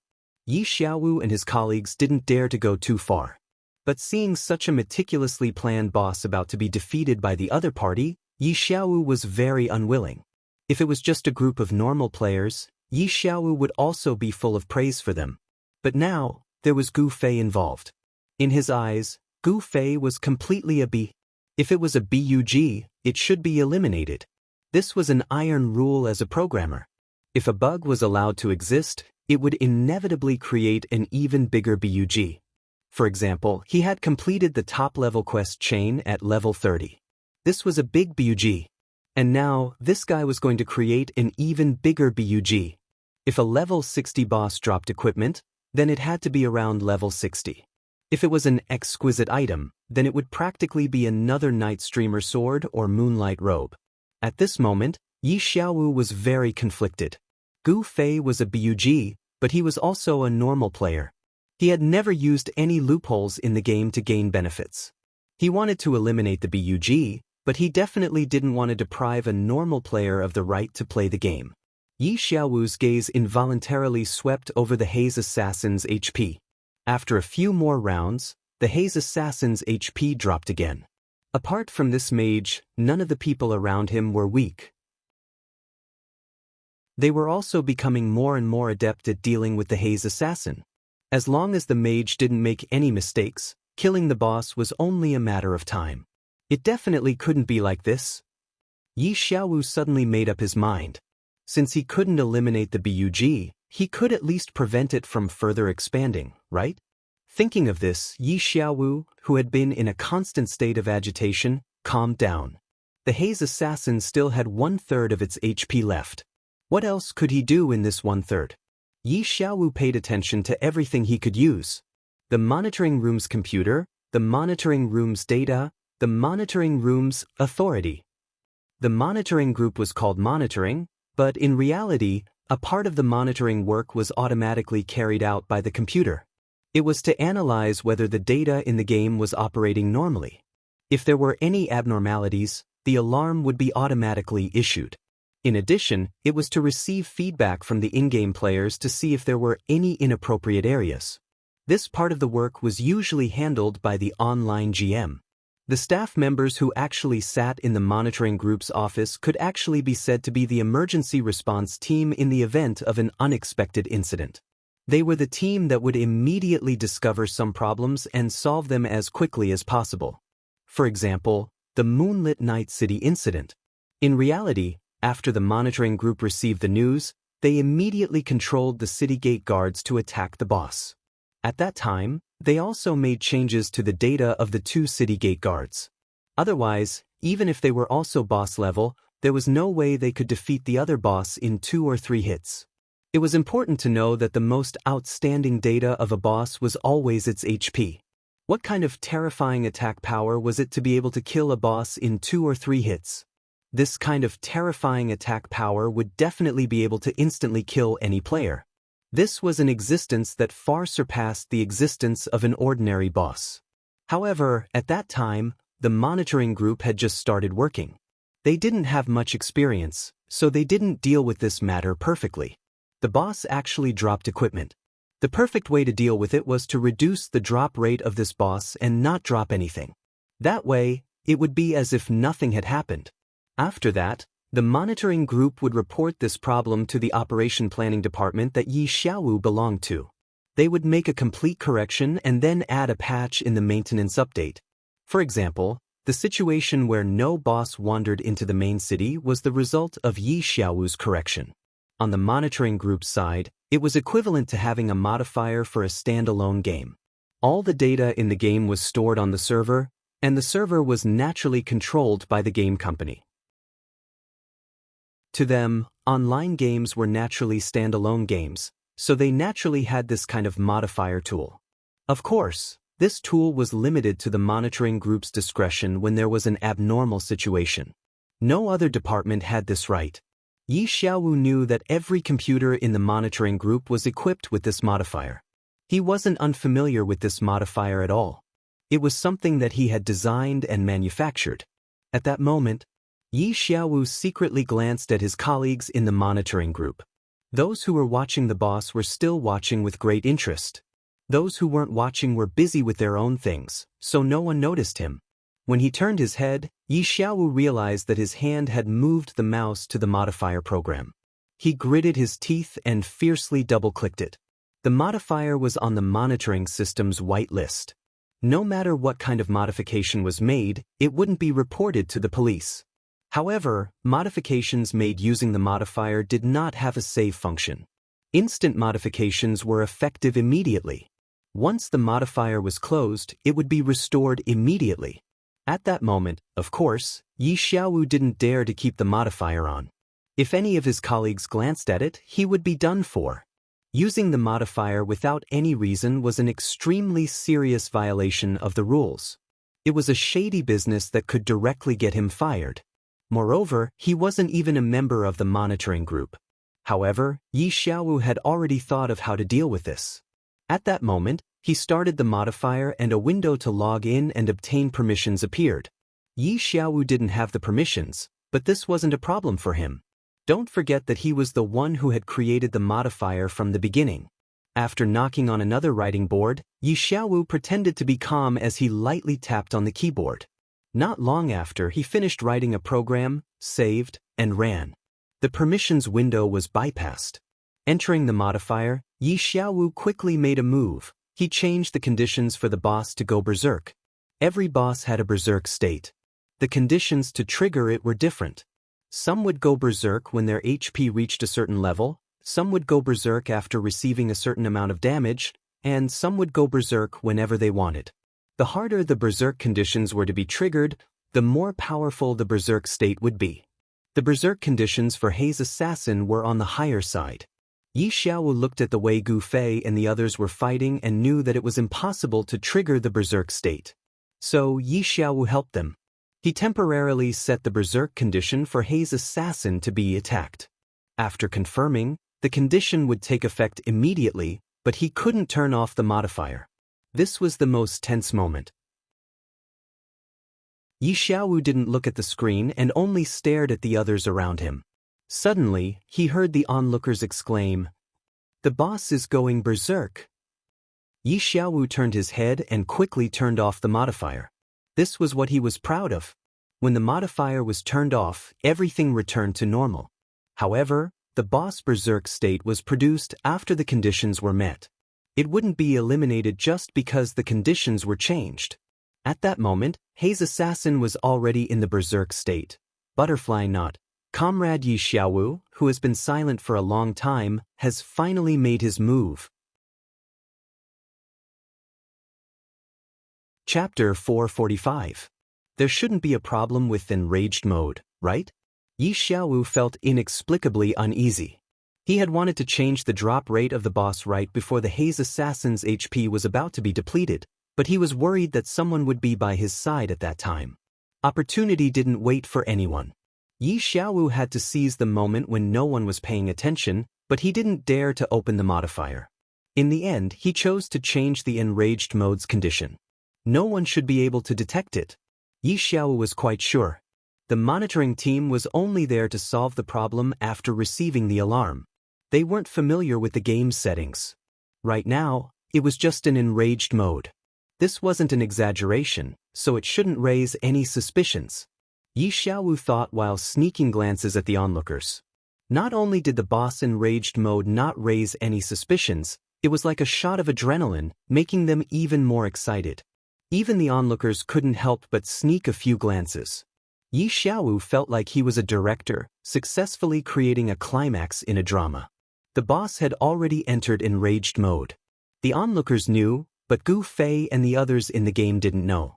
The Hei's assassin's enraged mode was activated in the wave of attacks just now, but it didn't change its style. The Hei's assassin still quickly disappeared into the fog after the attack. In order to let the players know that the boss was about to enter enraged mode, there would usually be a change process. At this time, the Haze assassin's body had already begun to change. Its skin turned red, its eyes bloodshot, and its hair stood up. Because of the environment of Xiaowu City and the characteristics of the Haze assassin, Gu Fei and the others outside were still in the dark. When the Haze assassin appeared again, it was still behind Gu Fei. This time, Brother Yu was the first to see it, so he immediately shouted a warning. Gu Fei calmly turned around, but found that the boss was already in front of him. It wasn't just him, the others were also shocked by the boss's sudden speed. But at least they weren't directly threatened, so they still had a chance to adjust. Gu Fei, who was in the middle of the boss attack, turned around and saw that the boss was right in front of him. The boss's red eyes looked like they were about to spit fire. The shocked Gu Fei wanted to use his sword to block the attack, but it was already too late. In a hurry, he could only use his left hand to block the attack. His aim was very accurate. He had managed to grab the Misty Assassin's wrist, but how could that stop the Misty Assassin's charge? The Misty Assassin continued to charge forward, and Gu Fei was thrown into the air like a kite, spinning in the air. On the other hand, the Misty Assassin elegantly drifted and turned 180 degrees. With one hand on the ground and the other holding a dagger, he swooped down like a cheetah waiting for an opportunity to pounce on its prey. Skin color, eyes, hairstyle. These changes were too obvious. Anyone could see it at a glance. Coupled with the sudden increase in the boss speed and impact, the experienced players were already screaming, "Berserk!" Berserk was a common occurrence in the game, so it wasn't worth making a fuss about. But the problem was that the Misty Assassin was already hard to deal with, and now that it had activated its Berserk state, the situation suddenly became serious. At this moment, Gu Fei spun in the air and fell heavily to the ground. With his skills, even if he lost his balance, he would still be able to make some adjustments. Even if he had to fall to the ground, he would still be able to get up in the best position. But right now, Gu Fei had completely fallen, and didn't look like he could immediately get up and counterattack. Clearly, this attack had heavily injured him, and the system had forcefully restricted his movements. This attack's damage was shocking, and Gu Fei's life was hanging by a thread. If it had been a normal magician, they would have been dead by now. Gu Fei had the protection of Windchaser, which allowed him to neutralize some of the attack with his hand. That was why he was not killed on the spot. However, he was still heavily injured. He was lying on the ground. His mind was 100% clear, but his body could not move. "How's Chenli?" Someone shouted from the side. Han family young master disdainfully said, "You can tell just by looking at him. Do you even need to ask?" After saying this, he waved his staff. This time, it wasn't a healing skill. Healing was a skill that replenished HP, and right now, Gu Fei was heavily injured. This was a debuff like stunned, weakened, and wounded, which required special potions or skills to dispel. Otherwise, even eating food or healing from a priest wouldn't be able to restore HP. Right now, Han family young master was using this type of skill, a level 40 light priest skill. Heal. This skill was a continuous effect skill. After chanting, Han family young master's staff would continuously flash with light, and Gu Fei's entire body would also be enveloped by this light. Only when the light faded would Gu Fei completely return to normal. However, at this time, the boss clearly didn't intend to give him the chance to heal Gu Fei. After making a 180-degree turn, it immediately used the same attack as before and rushed forward again. "Ah!" Unscathed in battle roared, and used charge to collide with the Misty Assassin. Although these experts didn't have the skills of a professional like Kung Fu, other aspects such as awareness and experience were first class. As soon as they saw that Gu Fei was knocked down, they knew that he needed cover, and at this time, they all stood in front of Gu Fei. Unscathed in battle saw that Gu Fei didn't die after being hit by the boss, and guessed that he wouldn't be instantly killed, so he bravely went to fight the boss head-on. He didn't think that he could kill the boss in one hit, he just wanted to buy some time for Han family young master to heal Gu Fei. In their hearts, everyone knew who the key person to kill the boss was. Although the Misty Assassin was a boss, his body was extremely small. At this time, even if he was in a berserk state, his muscles wouldn't expand. Compared to the heavily armed and scathed in battle, He was at least 2 sizes smaller. Unscathed in battle held a great sword in both hands, and crossed it in front of him. The misty assassin only held a slender dagger in his hand. When the 2 sides collided, the sound of the collision shook the sky. At this time, even at this time, Unscathed in battle didn't forget to curse. At this time, his huge body had been thrown into the sky, but in the air, he didn't spin as beautifully as Gu Fei. He was only lifted up and then fell to the ground. The dust that was kicked up was a lot heavier than the dust that was kicked up by Gu Fei, but he didn't enter into a heavily injured state. First of all, the warrior's HP growth was high, and his HP was abundant. Secondly, he was wearing heavy armor, so his defense was much higher than a mage's. Finally, Unscathed in battle used the skill charge, which was many times stronger than Gu Fei's claw. Because of these 3 reasons, although he was also hit and fell to the ground, the damage he received was actually less than Gu Fei's, and he didn't enter into a heavily injured state. If Gu Fei was in his position, he might have been able to stand steadily after falling. Unscathed in battle's charge became the key to saving Gu Fei. After being hit by the warrior's charge head-on, although the misty assassin's advance was not stopped, it was at least a little bit slower. This delay gave 100 Lives Jinglin the opportunity to attack. He grabbed the misty assassin with both of his hands, and with a shake of his arms, he threw the misty assassin away with a hug throw. When the misty assassin was thrown away, he actually kicked 100 Lives Jinglin. If it was any other Grandmaster of Combat, they would definitely be hit. According to the rules, the target who was thrown away with a hug throw would be in a stiff state before landing on the ground and couldn't move at all. Who would have thought that the misty assassin would be unaffected and counterattack? Only 100 Lives Jinglin, who was a professional kung fu practitioner, would not be so careless. The misty assassin kicked back, and 100 Lives Jinglin immediately blocked it with his hands. He also knew that the boss kick was not as simple as it seemed, so he also cast a Chi Wave Shield. The Chi Wave Shield was shattered by the misty assassin's kick, and 100 Lives Jinglin took a few steps back, and his HP also decreased. However, the misty assassin was not able to completely shake off the force of the hug throw, and he was still sent flying. He adjusted his position in the air, and finally landed firmly on the ground. This charge and hug throw finally bought enough time. The Han family young master also boasted that he was a priest with the golden ratio, so his efficiency was much higher than those priests with vitality. Gu Fei had already recovered and stood up. The misty assassin moved again, and Gu Fei was ready to receive the attack. However, no one expected that the misty assassin would suddenly rush toward Yu Tianxunming. All the cover was laid out around Gu Fei, and the boss's behavior of keeping an eye on Gu Fei had already made everyone have no other doubts. Who would have thought that the boss would make such an unexpected move at such a crucial moment? No one had the time to help, and no one had the time to cover. Archers were long-range attackers, and they had the biggest advantage in agility. Their HP was also not bad, but their HP was their biggest weakness, even worse than a mage. Although their defense was higher than a mage's, in front of a level 60 boss, this bit of defense was better than nothing. Moreover, he did not have any close combat skills, and at this moment, Yu Tianxunming only had one choice: escape. Escape to buy time for his companions to rescue him.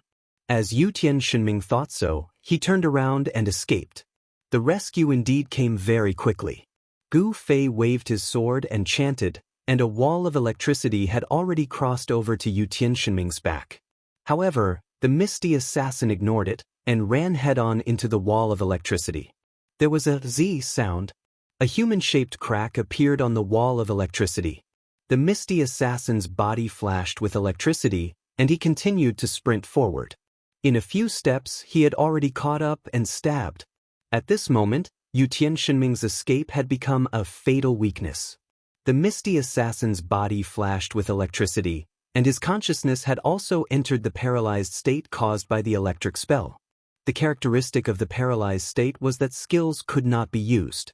If Yu Tianxunming had taken this normal attack head-on, he might not have died, but turning around to escape had left him with his vest.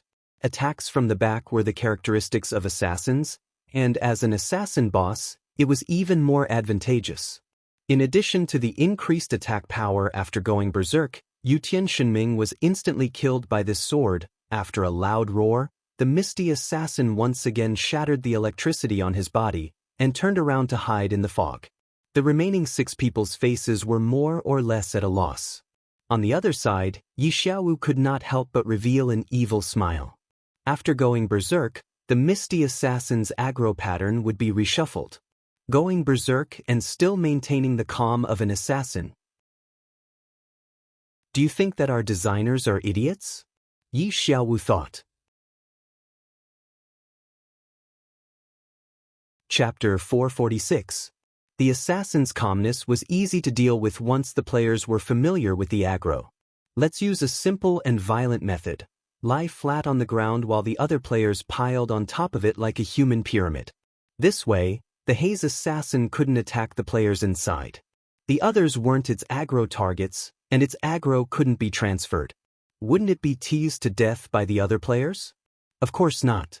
This was the condition of the haze assassin's berserk mode. When the haze assassin couldn't attack its target, it would enter berserk mode. After the haze assassin went berserk, apart from its form, attack, and speed, the hidden change was the way it changed aggro. The new aggro mode was also extreme. It would randomly attack any target within its aggro range without any rules. Even Yi Xiaowu didn't know who its next target would be. After it entered berserk mode, it appeared from the fog and attacked Gu Fei first. It was such a coincidence that everyone became careless and didn't notice the change in the aggro mode. It was only when the Misty Shadow Assassin suddenly kicked 100 lives Jingluan when he used Hug Throw that Misty Shadow Assassin kicked 100 lives Jingluan that the quick-witted young master of the Han family who was familiar with the game instantly realized that something was wrong. If the aggro was always focused on Gu Fei and didn't change due to any other factors, it meant that other than Gu Fei, the boss was just an obedient pet that couldn't fight back. Although it was very fast, the Han family young master felt that the boss's design was stupid. He instantly thought of the dirty moves like the human pyramid, but it was obvious that Gu Fei could deal with the boss as a meat shield, so there was no need to do that. However, when the boss suddenly kicked Baisher Jingluan, he realized that something was wrong. Before he could figure it out, the haze assassin had already killed Yutian Shenming and left arrogantly. What happened? Everyone was shocked. The aggro mode has changed, Han family young master said, don't spread out too much. Everyone immediately focused. Brother Yu frowned and said, how could it be Yutian? If we were to revert to normal hatred, Wushang 100 era strategist, and you should have more hatred than Yutian. I'm afraid it's a random attack mode. Han family young master said, fuck, there's actually such a lowly person. Everyone cursed. Aggro could be said to be the key to challenging difficult bosses. Who would have thought that this boss's aggro system would change so many times? Now, it even had a random attack mode. This meant that the calculation of aggro was completely useless. No matter how you looked at it, this boss was purposely created to make things difficult for players. Random? What kind of random method is this? Brother Yu was still interested in researching at this time. The Han family young master frowned and said nothing. He's here. This time, it was 100 Era's Grandmaster who spoke. The misty assassin had rushed out from his direction, but no one knew who its target was. So fast. After the misty assassin went berserk, even the time it could hide in the fog was shortened. It didn't take long for it to turn around. After fiercely killing its way out of the fog, it suddenly rose from the ground and swooped down from the sky to attack. Brother Yu, it's you! Gu Fei and 100 Era's Grandmaster shouted at the same time as they rushed forward. Based on the misty assassin's position after it paused in the air, the two had already determined the general direction it was heading towards. It was heading towards Brother Yu.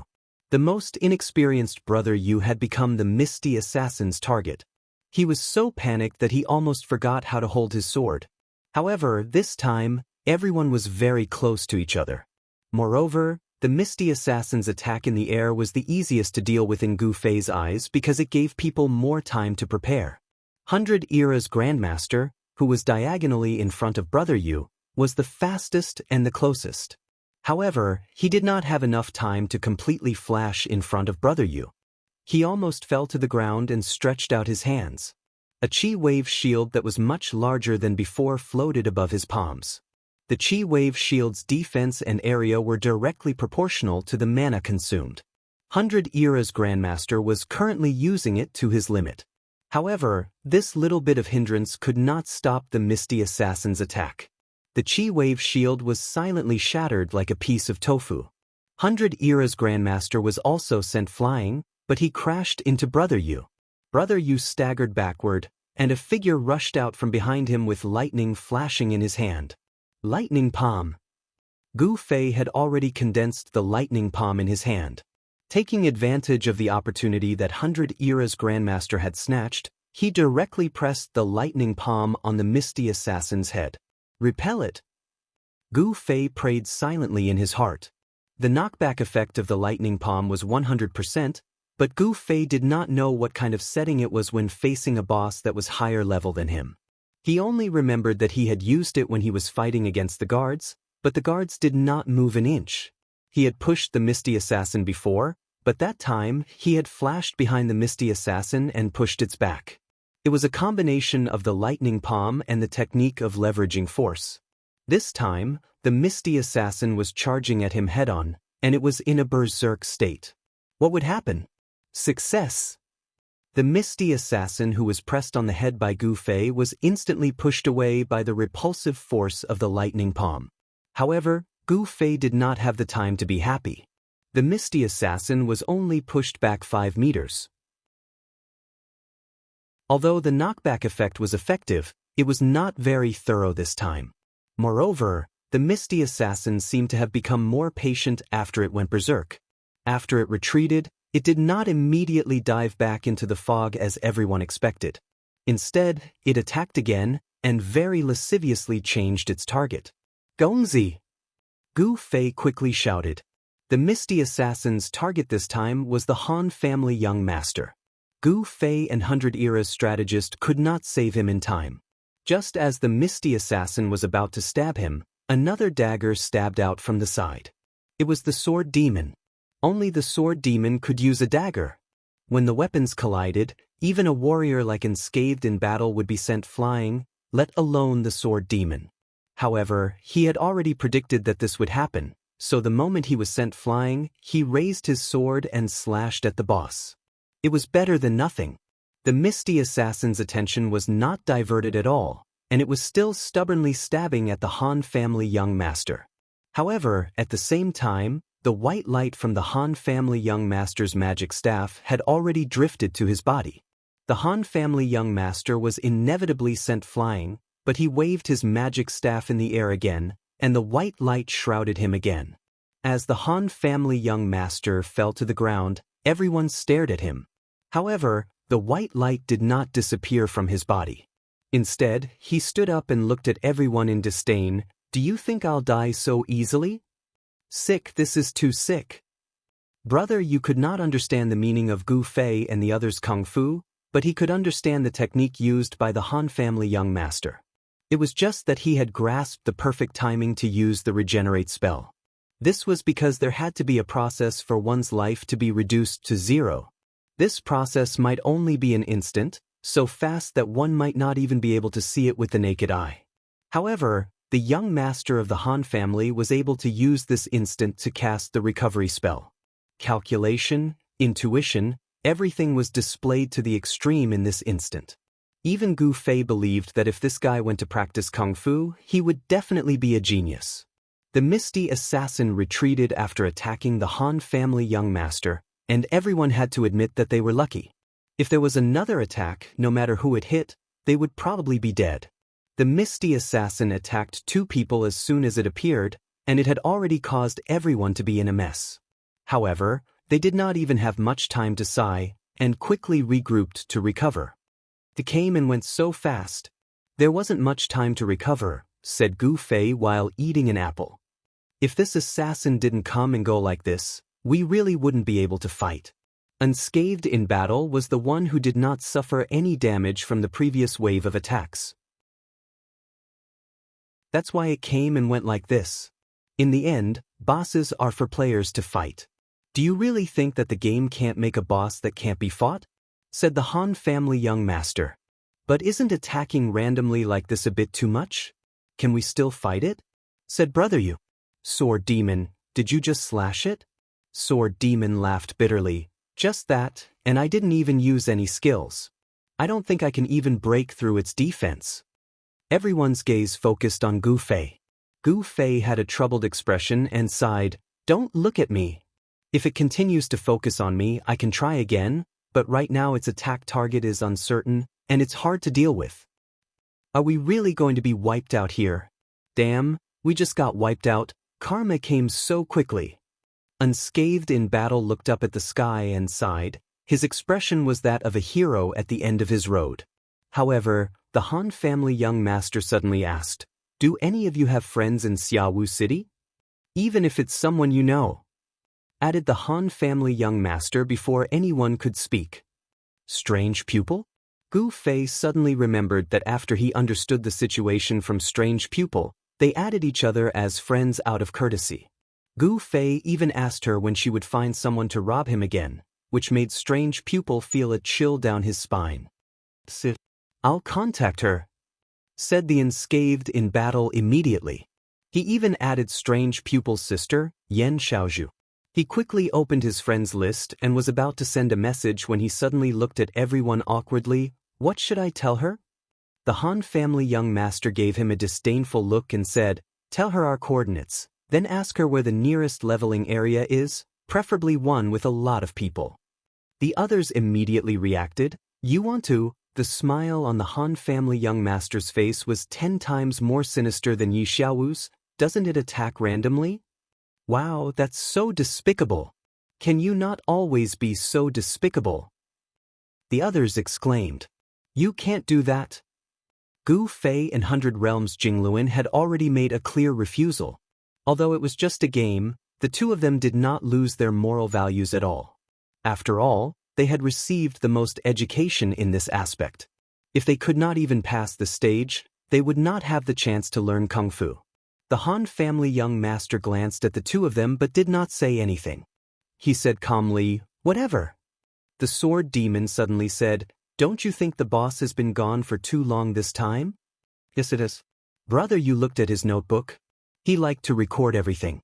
The unscathed in battle also raised his head and said to the others, "Strange Pupil said that this is the hottest leveling area." Chapter 447. They were now quite a distance away from where they had first encountered the boss. As Gu Fei would often be sent flying when he fought with Misty Assassin, they had no choice but to chase after Gu Fei. Hence, they had unknowingly arrived at this place. This was a leveling area. They had no idea because they did not see any normal monsters or other players. However, Strange Pupil had replied to them and the boss had not returned. This was obvious. Han family young master laughed coldly. "What does this have to do with me?" No one said anything. When Han family young master asked around for the location of the most popular leveling area, everyone knew what he was planning to do. He wanted to lure the boss to a place like this, even if it cost him his life.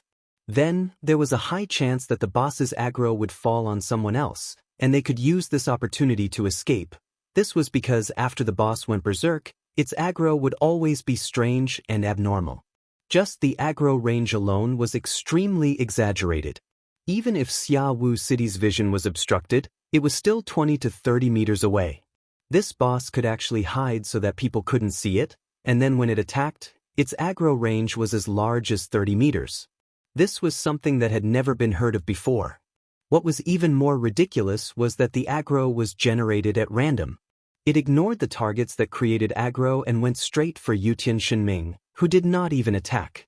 Yutian Shenming's death was even worse than Dou Yi's. When a boss like this went to a place with a lot of players, all players within 30 meters would become its aggro targets.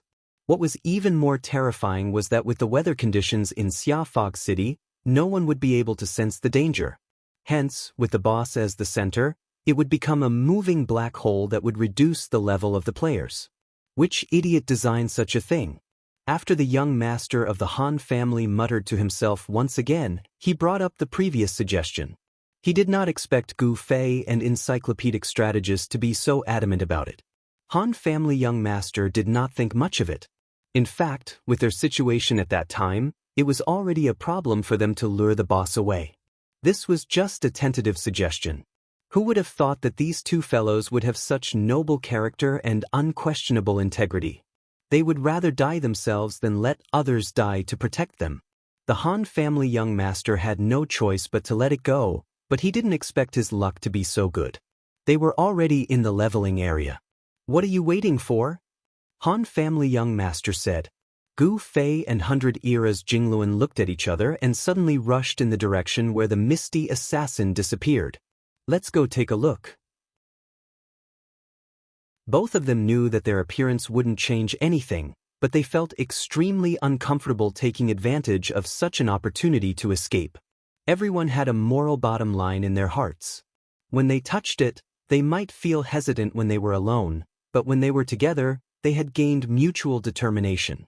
Although they could not do anything, at least they could have peace in their hearts. Fuck, are all those who have learned to be so righteous? Han family young master looked down on him. He really did not know where his moral bottom line was. Just from the fact that he could come up with such a vicious plan to sacrifice others to escape, he was definitely far from Gu Fei and the others. On the other hand, Sword Demon was a much more upright person. When he saw Gu Fei and encyclopedic strategist's actions, his blood boiled and he nodded firmly. "I'll go take a look as well." "Let's go." Han family young master ignored him like he ignored others. He did not frown when he sacrificed others, nor did he hesitate when he sacrificed himself. Brother Yu clenched his little notebook tightly. "I'll go take a look too." For so many years, Brother Yu had unwaveringly collected and analyzed information about the game. Was it easy for Brother Yu? His companions were all gone, and now unscathed in battle was leaving alone? Would he have the face to face everyone in the future? Although he felt that it was a pity to give up such an opportunity, he had no choice but to follow him generously. Previously, the Misty Assassin had identified Gu Fei and actively sought them out. No one knew of its movements when it entered the fog. In short, it was impossible for it to not move, because it never returned from the path it disappeared in. But at this time, they had no other choice but to follow the direction. Along the way, they did not see any traces of the Misty Assassin, but from time to time, they could hear the screams of players. They immediately chased in the direction of the sound, but the Misty Assassin was nowhere to be seen. Along the way, they saw players and monsters in the leveling area, but the Misty Assassin was nowhere to be seen. They asked the players they saw and chased in the direction where it disappeared, but to no avail. This was a true leveling area. There were a lot of players here, and every single one of them had become a springboard for the Haze Assassin. After killing 2 or 3 people, it would disappear into the fog and move on to the next target. Gu Fei and the others wouldn't even be able to find it unless the Haze Assassin coincidentally appeared next to them and made them its targets. Chase? They did not have the speed of the Misty Assassin. Gradually, the screams of the players were getting further and further away from them, and after a while, they had completely disappeared. The Misty Assassin had abandoned them just like that. They stared at each other, not knowing what to do. "It's actually like this?" Unscathed in battle found it hard to believe. "If we keep killing like this, how long will it take?" Gu Fei asked.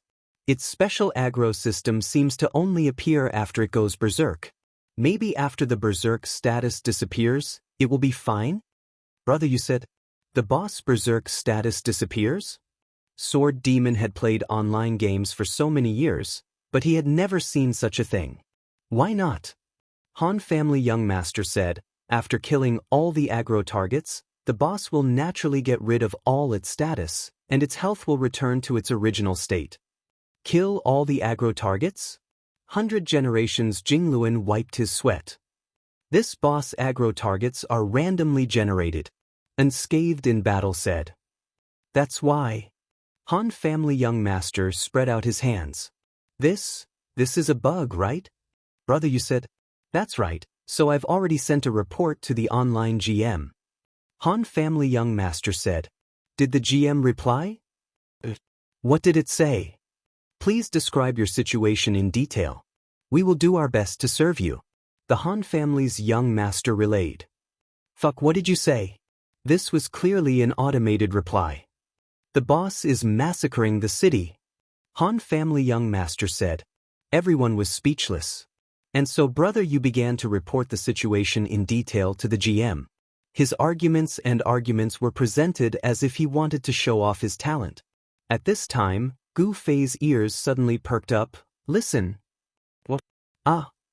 There was a scream. The boss is coming again. Everyone said at the same time, but their tones were different. Some were surprised, and some were complaining. Over here. Gu Fei heard the sound and rushed over. The others followed closely. In the fog, they could still see the silhouettes of the players who were focused on leveling up. Gu Fei suddenly had a thought and shouted towards the players who were leveling up, "Hurry and disperse, a boss is going berserk."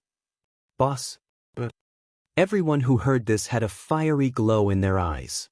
Some of the smarter players looked at Gu Fei with disdain. Ignore him.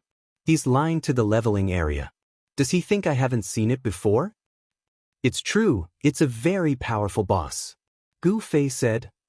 How powerful is it? Everyone laughed. Gu Fei really wanted to kill two of them and tell them that it was only that powerful. Of course, he wouldn't do that. Just as he was at his wit's end, Han family young master raised his finger and said, "Don't be noisy, listen." Screams and curses could be heard. Did you hear that? This is the boss going berserk. Wherever it goes, it kills. If you're not afraid of death, then just wait here. Han family young master said.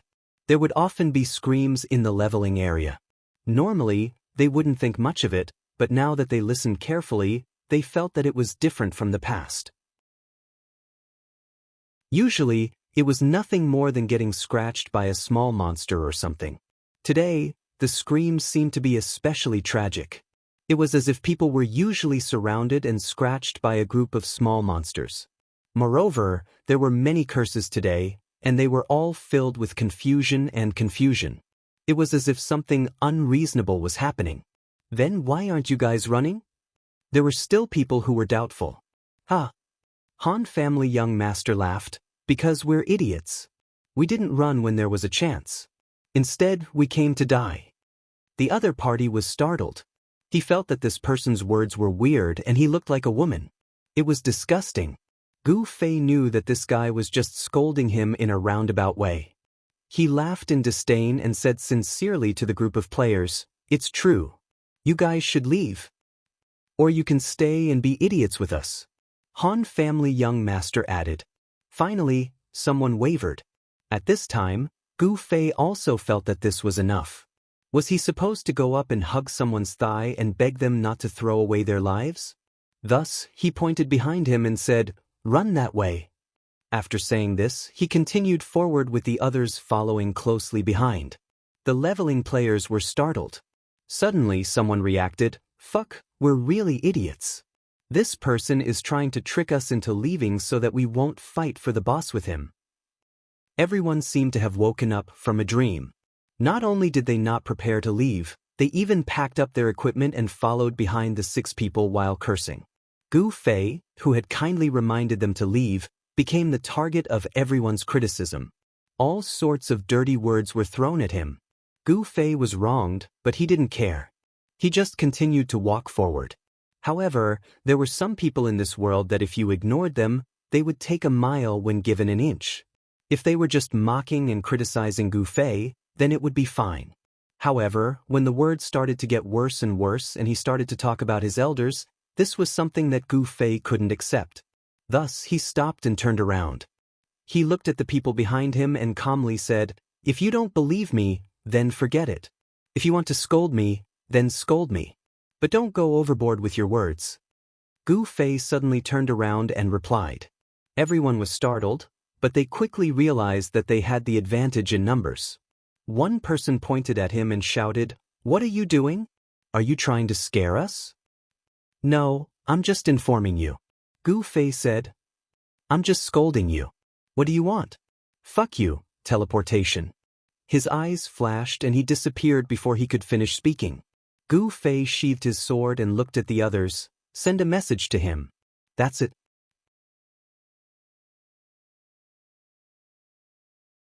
Chapter 448.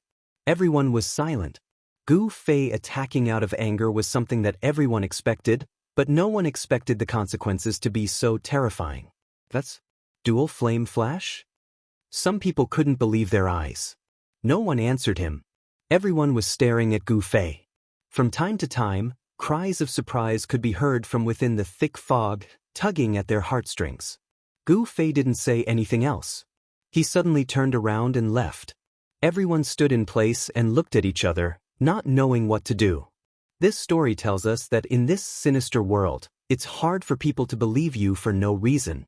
Han family young master didn't care about Gu Fei's gloomy expression and spoke to the others as if he was talking to himself.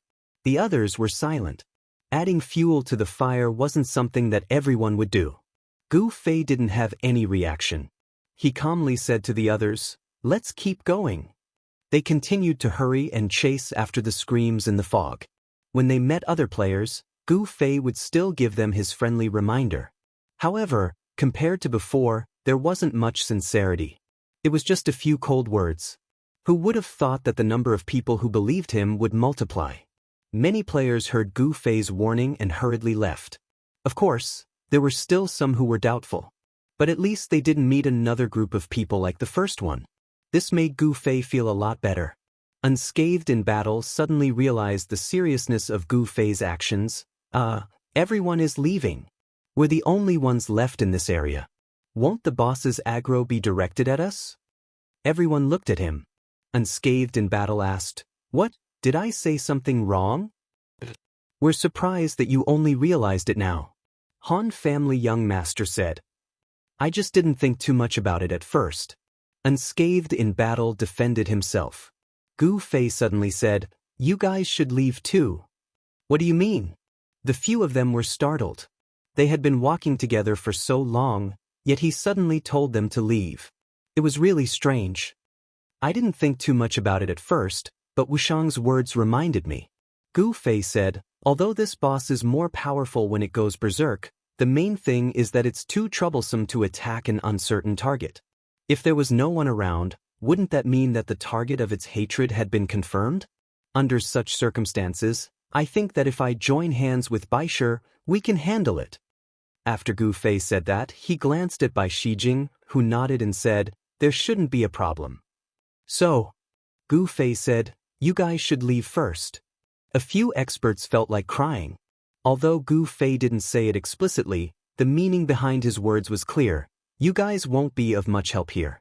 Instead, you'll mess up the boss aggro and affect our performance, so it's better if you leave. Even so, they had to admit that what Gu Fei said made sense. Although they had doubts about whether the two of them could challenge the boss that went berserk, they didn't need to hesitate at this time. It was worth a try if there was a possibility. The four of them didn't hesitate or delay any further. They nodded and said, "It's up to you guys." After that, the four of them suddenly walked in 4 different directions as if they had agreed on it. "What are you guys doing?" Gu Fei was surprised. Han family young master turned around and said, "You guys are already the heroes. Can't you at least arrange some minor roles for us?" Gu Fei was stunned. Sword Demon was the honest one. "We'll go in different directions and try to persuade the players around us to leave as soon as possible. You two just continue to walk toward the sound." Gu Fei's spirit was lifted. Usually, there were those who thought highly of themselves and looked down on all living beings. There were those who were dull and silent and looked very gloomy. There were those who were wretched and lustful. There were also those who often muttered some data that others couldn't understand. But at this critical moment, everyone's spirit was so harmonious and united. "You guys?" Gu Fei didn't know what to say. In the end, Han family young master held his forehead and said, "Hey, look at you. Do you think that we're going to sacrifice ourselves to save everyone like you? Brother, we just thought that if the 4 of us split up, there would be at least 3 of us who would have a higher chance of surviving. You're thinking too much about it." Gu Fei was speechless. The sword ghost smiled, turned around, and was the first to leave. Brother Yu and Unscathed in Battle also disappeared into the fog. Han family young master took out a bottle of wine and drank a mouthful. He looked very sad and indignant. I'm extremely smart, but why can't I predict when I'll finish my wine? Even I can't understand myself?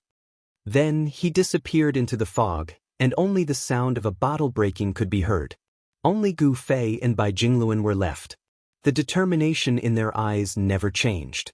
Listen carefully, Gu Fei said. Bai Jingluan nodded. The direction of the sound was still changing.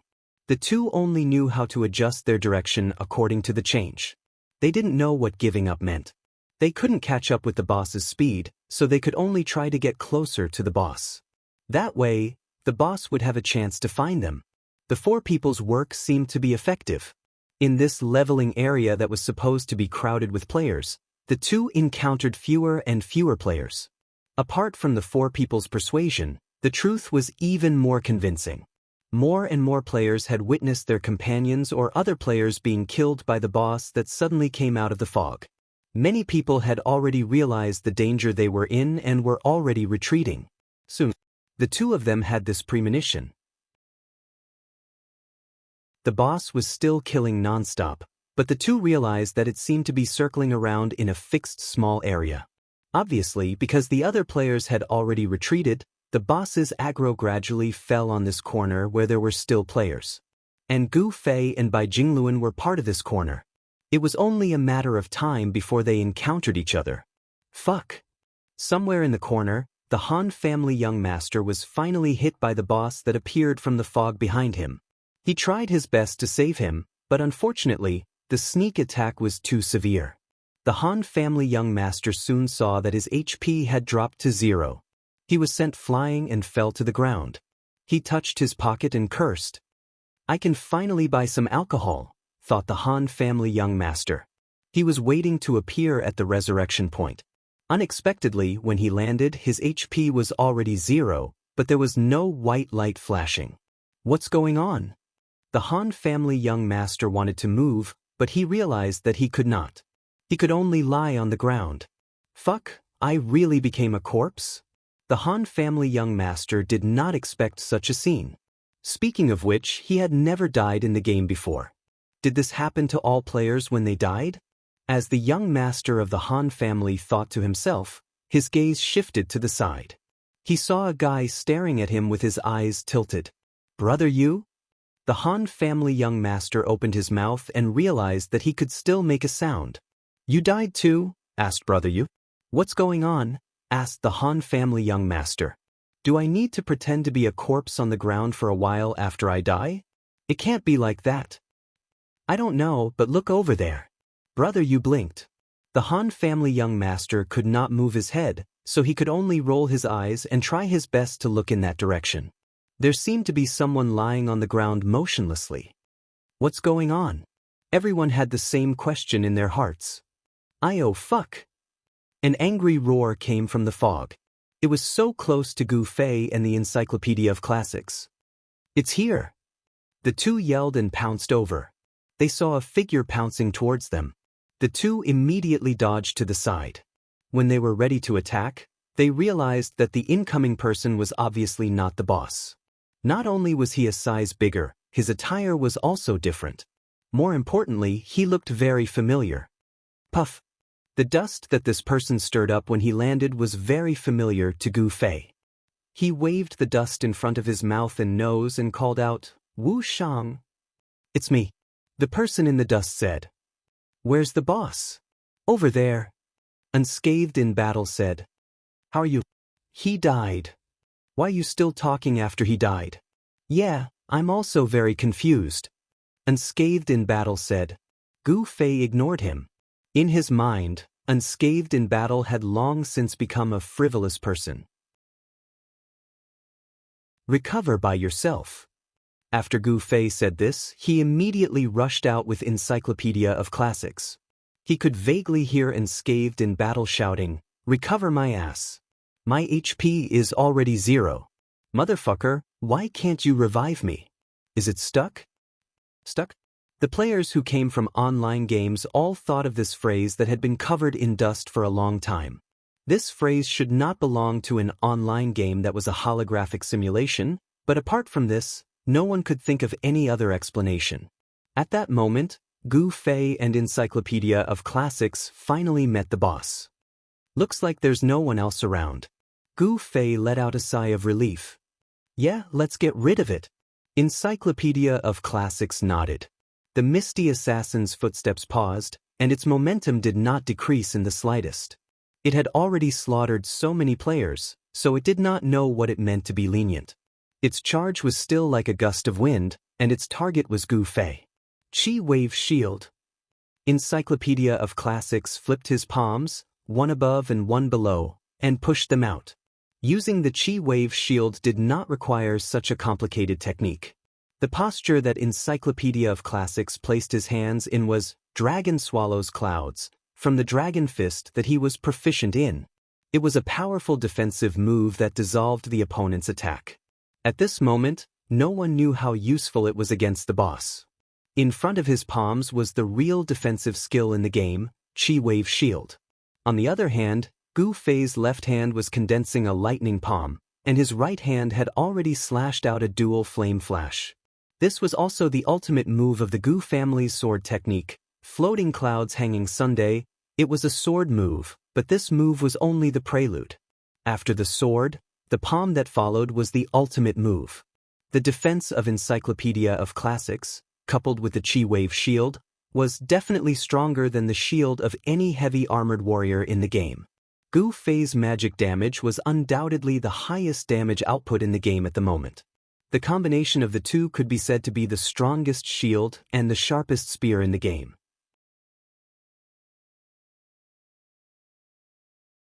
Chapter 449. The Sharpest Spear and the Strongest Shield. The misty assassin's dagger pierced the strongest shield, while its head was hit by the strongest spear. The Chi Wave Shield shattered upon contact with the misty assassin's attack, but it served as a hindrance, allowing 100 Lives Classic to neutralize the misty assassin's attack with ease. Theoretically speaking, the Dragon Swallows Clouds technique was very simple. However, no one knew how to neutralize it in practice. Although it was a game and the opponent was an NPC, the actions of both players and NPCs were based on the principles of physics. Although they would occasionally go against common sense, they were not unreasonable. Therefore, 100 Lives Classic could still neutralize the misty assassin's attack. This was something Gu Fei could not do because he did not have the strength to do so. It was just a vivid exaggeration, but in reality, it was a trick to turn strength into strength. Ordinary people would not know about it, but they could imagine it infinitely. In reality, when two forces collided, the gap between the two sides could not be too big, or else it would be useless. On the other hand, Gu Fei's strength was too weak.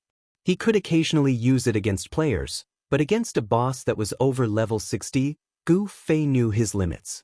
In the end, the misty assassin did not react much to Gu Fei's attack. On the other hand, the 100 Lives strategist had exhausted all his strength to nullify the misty assassin's attack.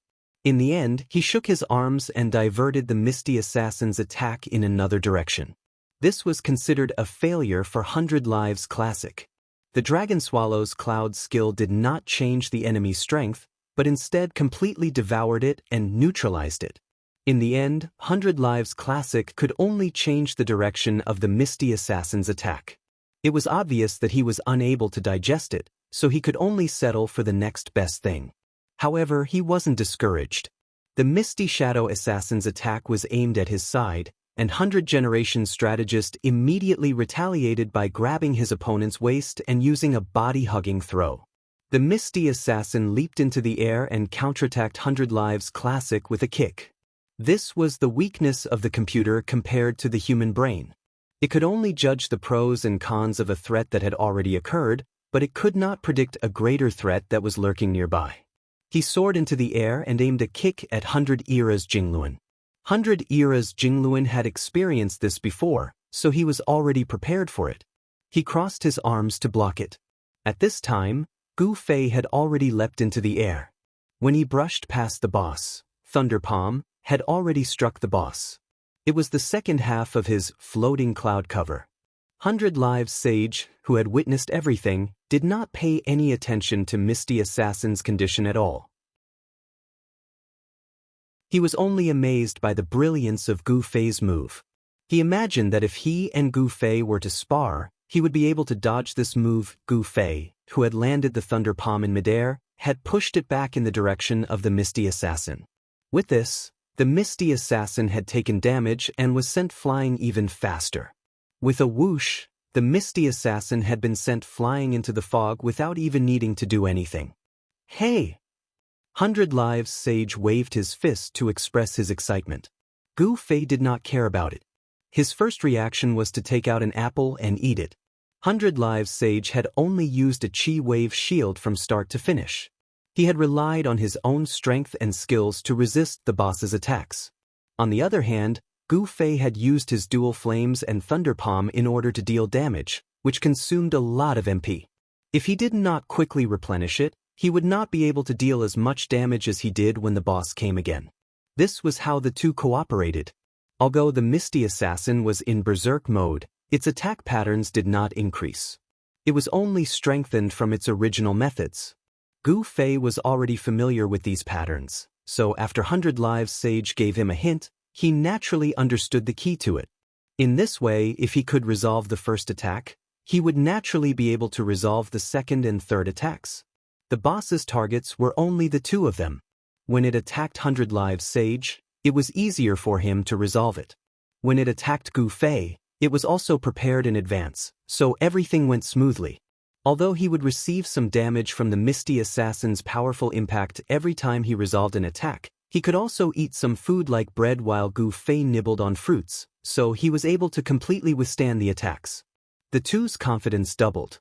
If this continued, it was only a matter of time before they defeated the Misty Assassin, unless this guy went berserk again and became even more abnormal. Did the boss have a second berserk mode? There was no need to discuss this for the time being. This was only the first berserk mode, but it had already caused a lot of trouble for the game's operations. Yi Xiaowu's cheating was indeed clever.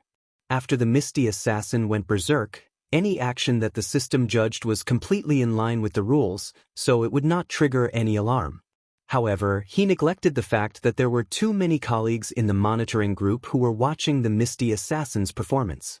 At first, everyone was excited because of the Misty Assassin's berserk mode, but when they saw that it began to abandon its original target and start a massacre in the leveling area, everyone became dumbfounded.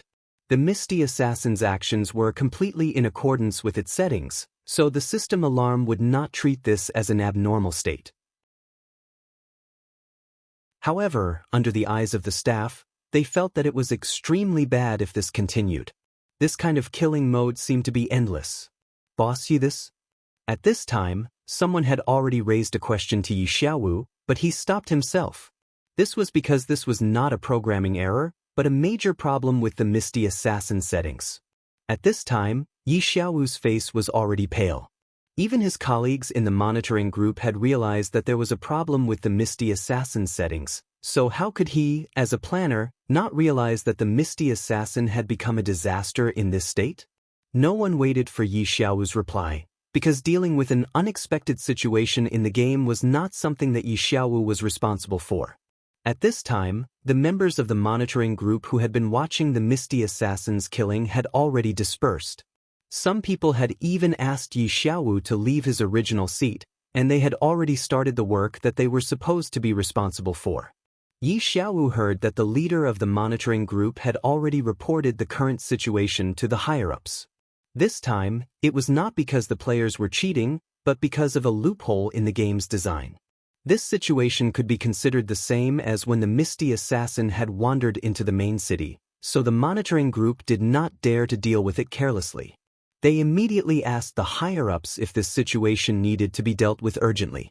At the same time, Brother Yu's detailed complaint also attracted the attention of the GMs. Compared to the Han family young masters teasing, the Misty Assassin is massacring the city, Brother Yu's complaint was already detailed to the point that even the GMs could not find an excuse to dodge it. According to Brother Yu's description of the situation, the GMs that he contacted immediately saw the tragedy in Xia Fog City. The Misty Assassin seemed to have completely lost control and was slaughtering all the players. On the other hand, the authority of the GMs was only directed towards the players. They could mute players, stop players, and even delete their accounts.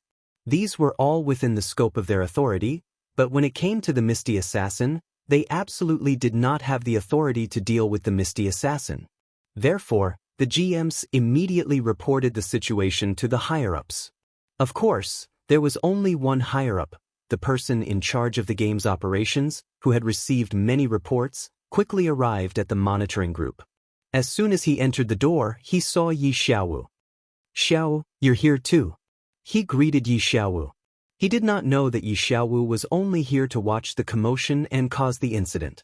He thought that Yi Xiaowu had come to participate in the discussion because of this incident. After all, he was the main designer of the game. At this time, it was not yet time for the Misty Assassin to fight against Gu Fei and 100 Eras Classics.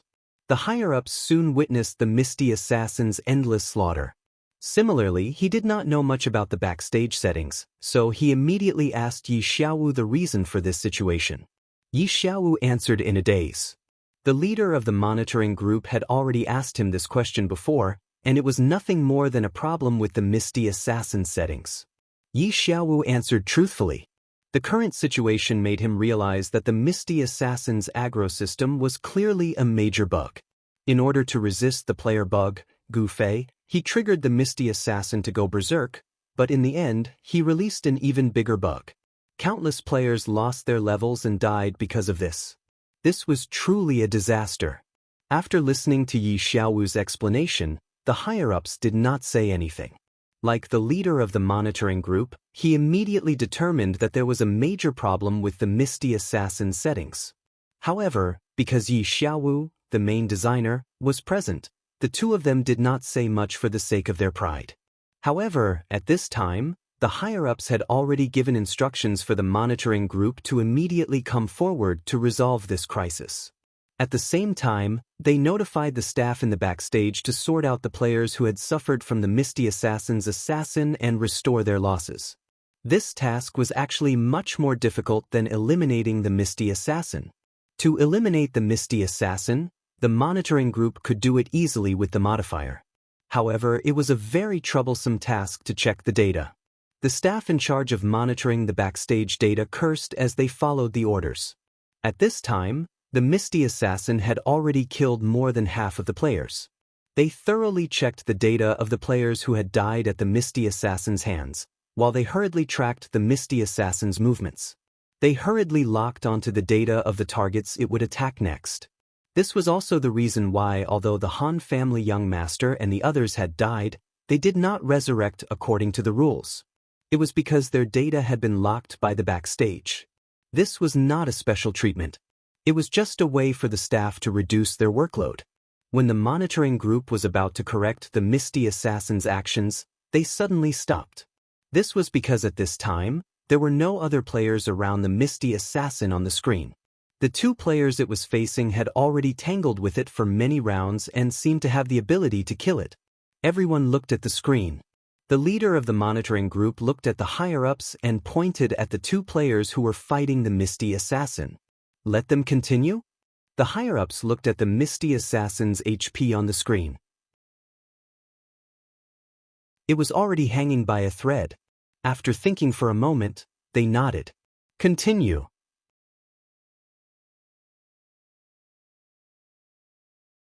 Chapter 450. Watching Gu Fei and 100 Eras Jingren toying with the Berserk Haze assassin like it was nothing, the gamers in front of the screen were dumbfounded. Their coordination is amazing. Someone couldn't help but exclaim. One of them was the main attacker, while the other was the main defender. They cleverly took on half of the workload when facing the Haze Assassin. This way, the Haze Assassin's greatest advantage, speed, was not as scary as it used to be. The attacker didn't need to waste time defending, and the defender didn't need to prepare for an attack. Yi Xiaowu's face was pale. He could see that once the Haze Assassin went berserk, Gu Fei wouldn't be able to handle it. Unfortunately, he didn't see 100 Eras Jingren's skills. Only then did he realize that this Grandmaster of Combat seemed to be the same kind of person as the sorcerer. They both had skills that normal people didn't have. How could this be? Yi Xiaowu mumbled to himself. His colleagues saw his ugly expression, but they didn't know what was going on. They thought that he was feeling guilty because of the problem with the design. Someone even comforted him, "Chairman Yi, don't worry.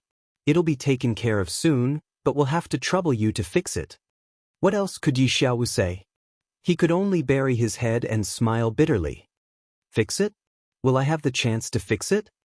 Yi Xiaowu already had an ominous premonition. Naturally, Gu Fei and 100 Era's Jingren didn't know how many pairs of eyes were watching them from behind. The two of them focused on dealing with the Haze Assassin's attacks, doing their best to counterattack with every wave. Finally, after the Haze Assassin was thrown into the air by 100 Era's Jingren, Gu Fei leaped over it. His sword slashed across the Haze Assassin's body like a stream of fire. Its entire body was set ablaze, and it rolled around in pain after falling to the ground. Gu Fei let out a long sigh. It's over. It's finally over. The two of them finally killed the boss. I wonder what it will drop. If it's an exquisite item, we can sell it for a lot of money, Gu Fei said to 100 Era's Jingren. Money? 100 Era's Jingren's eyes were sparkling. I didn't know it was so easy to earn money in the game. The Misty Assassin had already begun to drop items.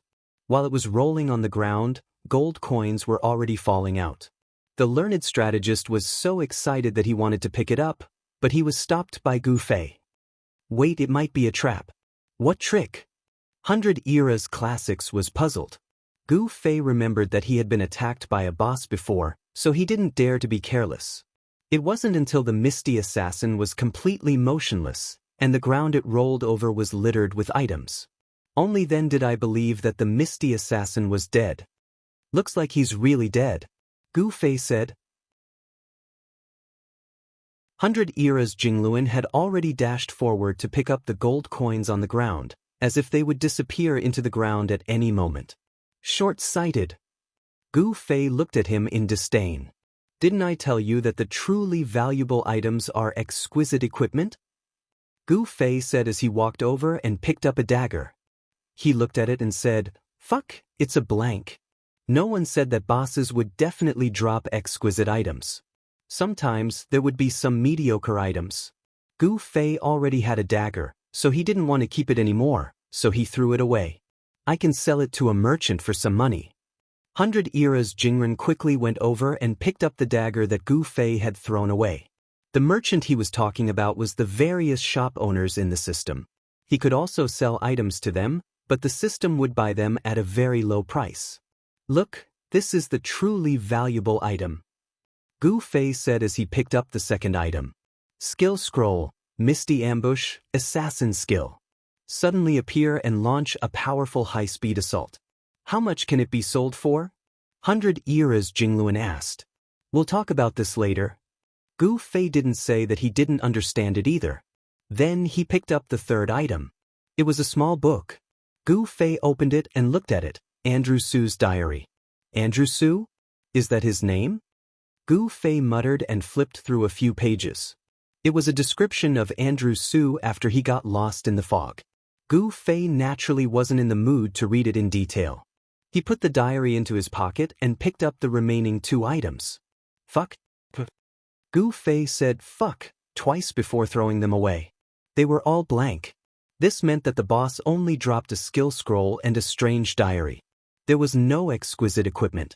100 Era's Jingluan didn't care about this at all. He was already very happy to pick up the money.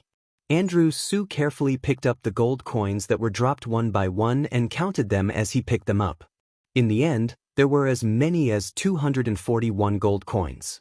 Including the 200 gold coins worth of wine that the Han family young master gave him, it didn't take long for him to earn a total of 441 gold coins. This made 100 Era's Jingluan extremely excited. Up until now, the most amount he had seen in the game was 200 gold coins. When he changed classes, a lot of people helped him collect the money.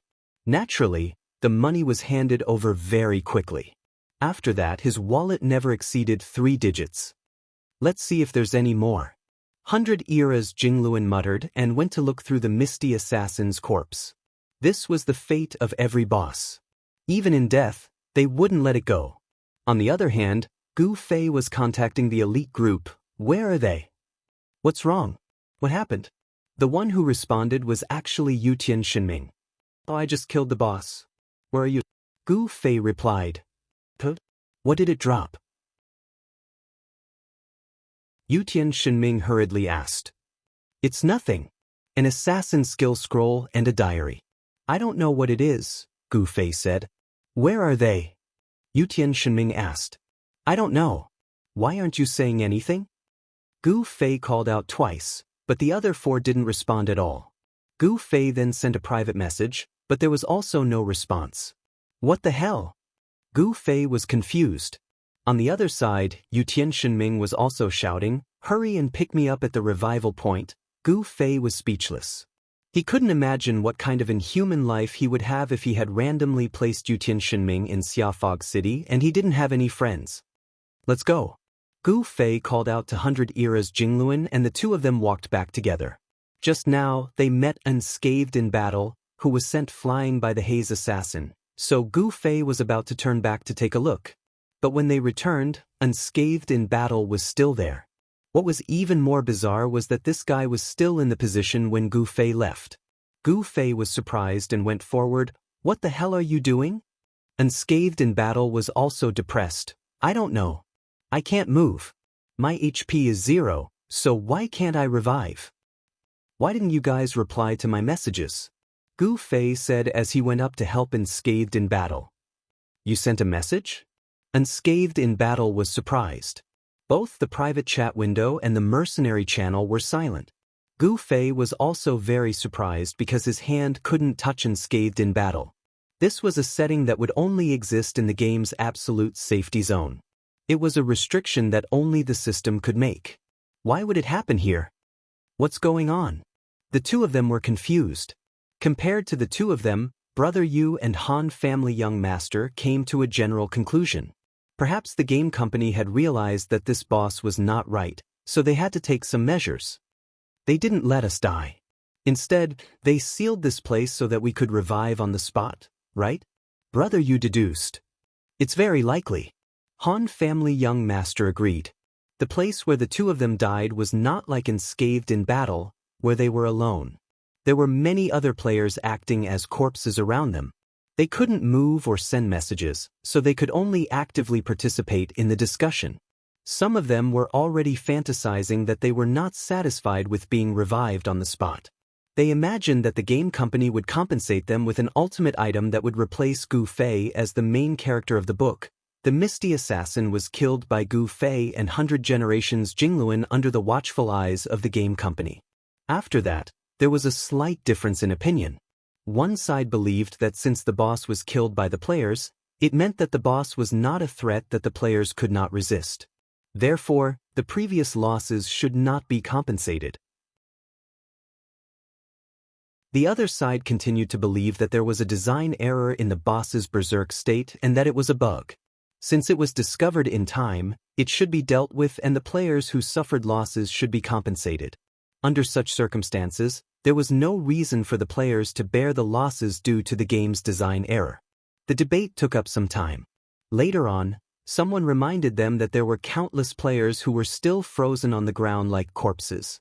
In the end, it was decided by the leaders and compensation was given. Meanwhile, the back-end data department had also given their feedback. Currently, there are no problems in restoring the data of the players who were locked down as corpses on the ground. As for the players who died and were not locked down in time, there are no problems in tracking them at the resurrection point. However, there are some players who died and left the resurrection point before any action was taken. It is difficult to track their specific information, and it is probably impossible to make up for it. A supporter of the first argument said, "There's no way to give full compensation now. If we restore the tracked players, then wouldn't it be unfair for the small number of players who haven't been tracked?"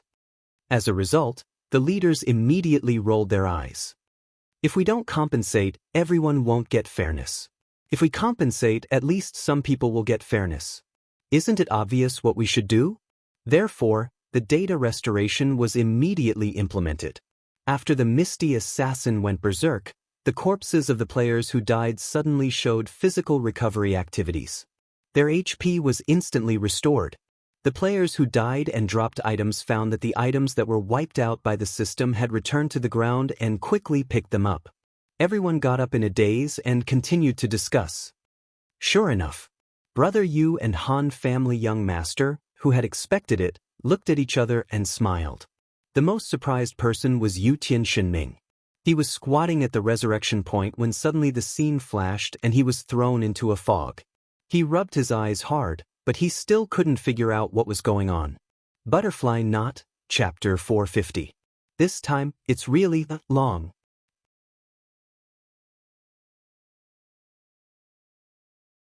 Chapter 451. Yu Tianxinming's luck was pretty good. He was the first player to die after the Haze Assassin went berserk. After that, the Haze Assassin went on a killing spree. During this period of time, the staff of the monitoring group finally realized that something was wrong. They waited for the report and decided on how to deal with it. A group of players had already died at the hands of the Haze Assassin. These players, of course, would not stay at the resurrection point after they were revived. For the staff of the data group, it was very difficult to find these unknown players among such a large group of players. As for Yu Tianxinming, because of his poor sense of direction, he did not dare to leave the resurrection point after he was revived. He was afraid that he would not be able to find his way out, so he stayed there and waited. In the end, he was rescued because of this. The staff of the data group could, of course, revive the players who had been locked down. However, they did not have many ways to deal with those who had died and were lost after reviving. One of the solutions was to lock down the resurrection point and follow the clues.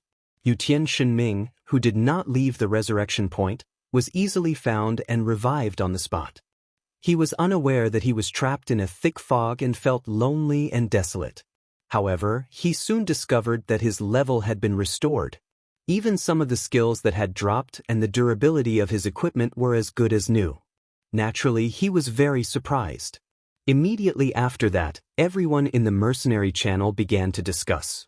During the process just now, Sword Demon, Han family young master, Brother Yu, and Unscathed in battle had tried to persuade the other players to retreat as soon as possible. As the number of players decreased, the risk of them becoming targets naturally increased. In the end, none of the four of them escaped. However, as it was already the later stage of the incident, they were all locked down. In the end, their resurrection was clean and neat, even faster than Yu Tianxinming's. At this time, everyone in the channel was mainly discussing this retarded boss setting and the fact that the game company was so kind as to compensate the players. The players who were killed by the boss in Moonlit City did not give any compensation, did they? Unscathed in battle asked. No, omniscient Brother Yu replied. That was then and this is now. How many levels did the players back then have? It's not a big deal for them to drop a little. They can't compare to us now, said Han family young master. The game company would not have decided on compensation based on the size of the loss. It was just that they were still in the early stages of the game's open beta. They did not have enough work experience, and the technical conditions were not perfect, so they did not implement compensation. Many of the technologies used today were developed and put to use after that incident. Therefore, it could only be said that the Han family young master and the others had come at a good time. Amidst the discussion, Yu Tianxinming finally asked weakly, "Who's coming to pick me up?" "I'll be right back," Gu Fei replied. "No, I'm at coordinates XXX. Yu Tianxinming said. Everyone was startled. This place was clearly not far from them, so it was definitely not within the city. "Are you not dead?" said everyone. "Just like you guys, I've been resurrected." Yu Tianxinming had already figured out what was going on from the crowd's discussion. "Why are you resurrected too?" Unscathed in battle said. "Fuck, I wasn't killed by a berserk boss," cursed Yu Tianxinming. "You've been dead for so long, your body should be cold. That shouldn't be the case." Unscathed in battle said in disdain. The two then started arguing in the channel. In the end, the Han family young master, The group leader who had the authority to the channel muted the two. The players who had been resurrected had already been dealt with. Everyone quickly saw the system's apology announcement.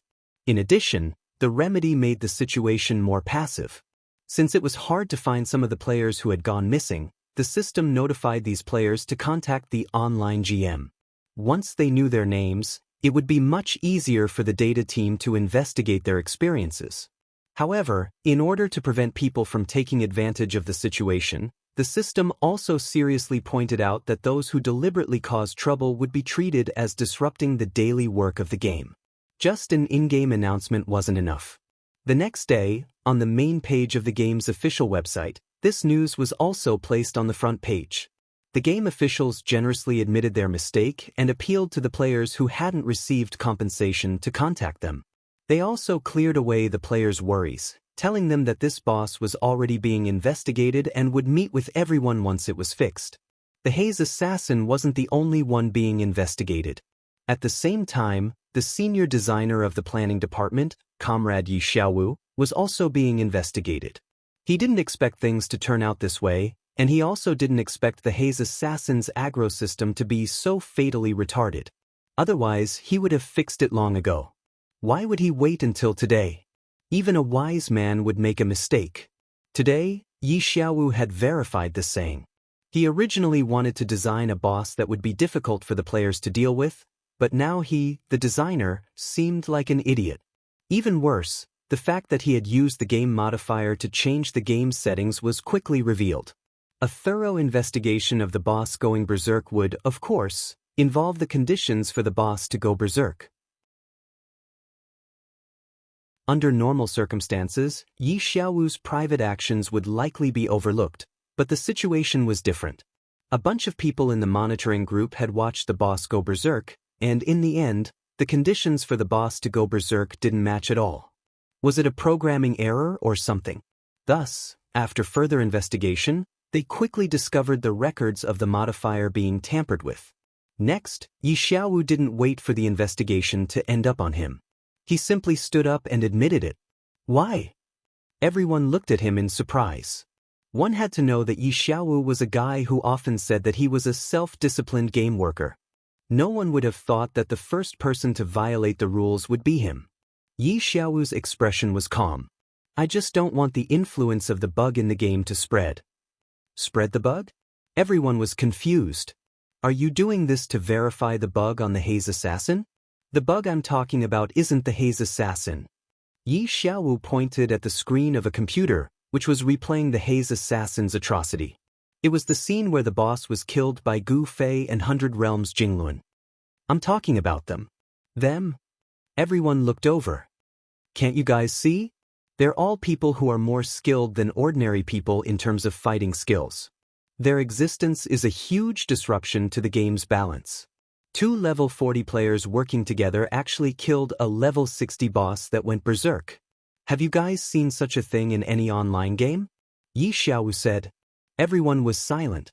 Yi Xiaowu's words didn't sound unreasonable to them. The skills of these two people were a bit exaggerated.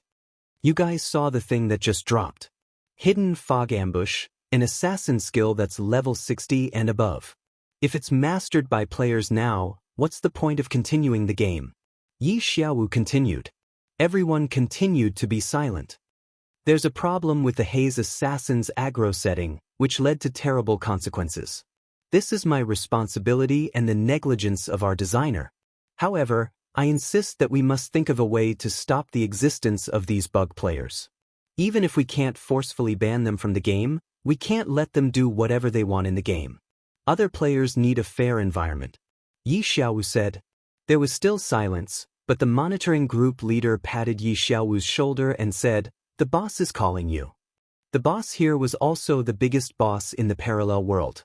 Although Yi Xiaowu didn't have any real power, he was a high-level designer with a very high position. Now that he had a problem, no one present had the right to do anything to him, so they quickly reported the situation to the higher-ups. Not long after, the boss sent a message to Yi Xiaowu. Yi Xiaowu stubbornly insisted on his own opinion. He wasn't the slightest bit afraid and calmly walked out of the monitoring group to find the boss, leaving behind a wave of whispers behind him. Yi Xiaowu was the absolute core of the parallel world design. It could be said that without him, there wouldn't be a parallel world. He was a meritorious person who had worked hard and contributed to the company. Although he had committed a serious crime that was strictly forbidden by the company, everyone thought that this matter would be brushed off with a laugh. In addition, Yi Xiaowu's behavior wasn't for personal gain. What he said just now had already won the approval of many people, and everyone felt that there was no need to harshly pursue this matter. In the boss's office. Behind the wide office desk, the boss had his hands behind his back and was waiting for Yi Xiaowu's arrival. When he heard the knock on the door, he said, "Come in," and turned back to sit in his chair. The boss's expression was gloomy, but Yi Xiaowu still had a stubborn expression. He had long had the idea that Gu Fei was a bug that had to be suppressed or eliminated, but he had always endured it. Today's incident could be said to be a fuse. From the moment he used the modifier, his heart had involuntarily embarked on a path of failure or death. He had already vowed to erase this bug to the end. "It seems that I don't need to ask the reason," the boss said. Yi Xiaowu nodded. "You know, this kind of person, I know." The boss directly interrupted Yi Xiaowu's words. "This kind of person's existence is a kind of imbalance. I already knew it when you first told me, and I also said that there should be a way, but it definitely isn't the method you're using now." The boss's tone was unexpectedly strict, and Yi Xiaowu was a little surprised. He had also discussed with the boss about this kind of bug player, and he knew that the boss also had concerns about them. However, he didn't expect that when he violated the rules to suppress this kind of player, the boss would be so angry that he didn't treat this kind of player differently. But, no buts. Yi Xiaowu's words were mercilessly interrupted again. "The boss's settings are unreasonable. I can understand and forgive this kind of work mistake, but I absolutely won't allow you to use the modifier this time." "Do I let them continue?" Yi Xiaowu was still unyielding. "Even if they continue, it will definitely be better than what you're doing now," the boss said. "This kind of imbalance caused by the people themselves is a long-standing problem. If you use this method to deal with people with outstanding skills, then what about those players with money? Don't tell me you don't know the power of money in the game? Then aren't people like them a kind of imbalance?" Yi Xiaowu was suddenly confused. He really hadn't thought about whether the players with money were imbalanced. "We can use the method of perfecting the settings to close the gap between these players and ordinary people, but we absolutely have no right to create special rules for them. The game world also needs a unified standard. Go home and think about this carefully before coming back to see me," the boss said. Yi Xiaowu turned around in a daze, and he heard the boss say one last sentence behind him. "You created this world, but this world has never belonged to you."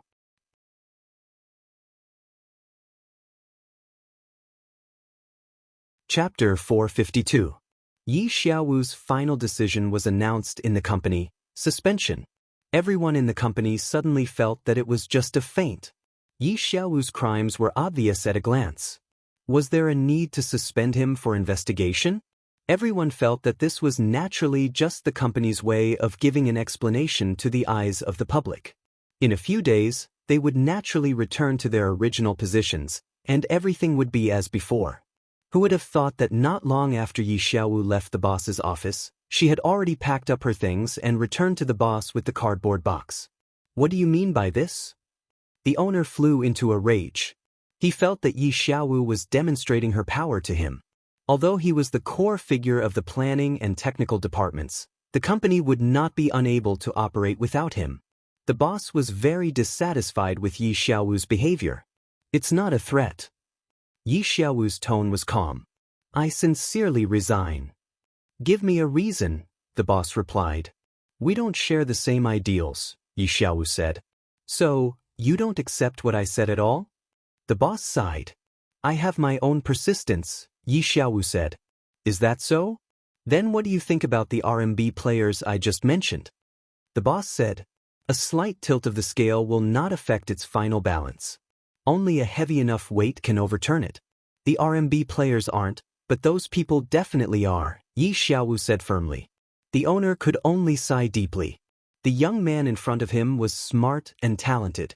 He had always thought highly of him. He didn't expect such a person to be so stubborn. A smart person who got stuck in a dead end was more terrifying than an ordinary person. This was because most smart people were very confident and even conceited. If they wanted to retreat from it, no one could help them except themselves. If that's the case, you can leave. What else could the boss say? He only hoped that the young man would come to his senses sooner. I have a request, Yi Xiaowu said. Speak, said the boss. Since I'm no longer a member of the company, I hope to have the right to play the game like an ordinary person, Yi Xiaowu said. The boss was stunned. He didn't expect this to be the request, but he quickly nodded. Yi Xiaowu was very surprised. He did not expect that the boss would agree to this request so quickly. He thought that this request would be rejected. He even thought about how he would fight for it if it was rejected. He couldn't help but have a trace of doubt when the boss agreed so quickly. Are you surprised that I agreed? The boss looked at him. Yi Xiaowu nodded. It seems that our ideals are indeed different. The boss sighed. Since you've already resigned, why wouldn't I allow you to have the rights of an ordinary player? But before, you really don't understand. Why aren't company employees allowed to play the company's games? Afraid that you'll understand the game better. That's just a nice way of putting it. What I'm really afraid of is the authority in your hands.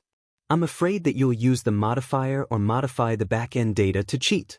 Whether it was harming others or benefiting myself, this was not what I wanted to see. Now that you've resigned, you no longer have the opportunity to access these rights. What else am I worried about? The boss said. But my understanding is different, Yi Xiaowu said.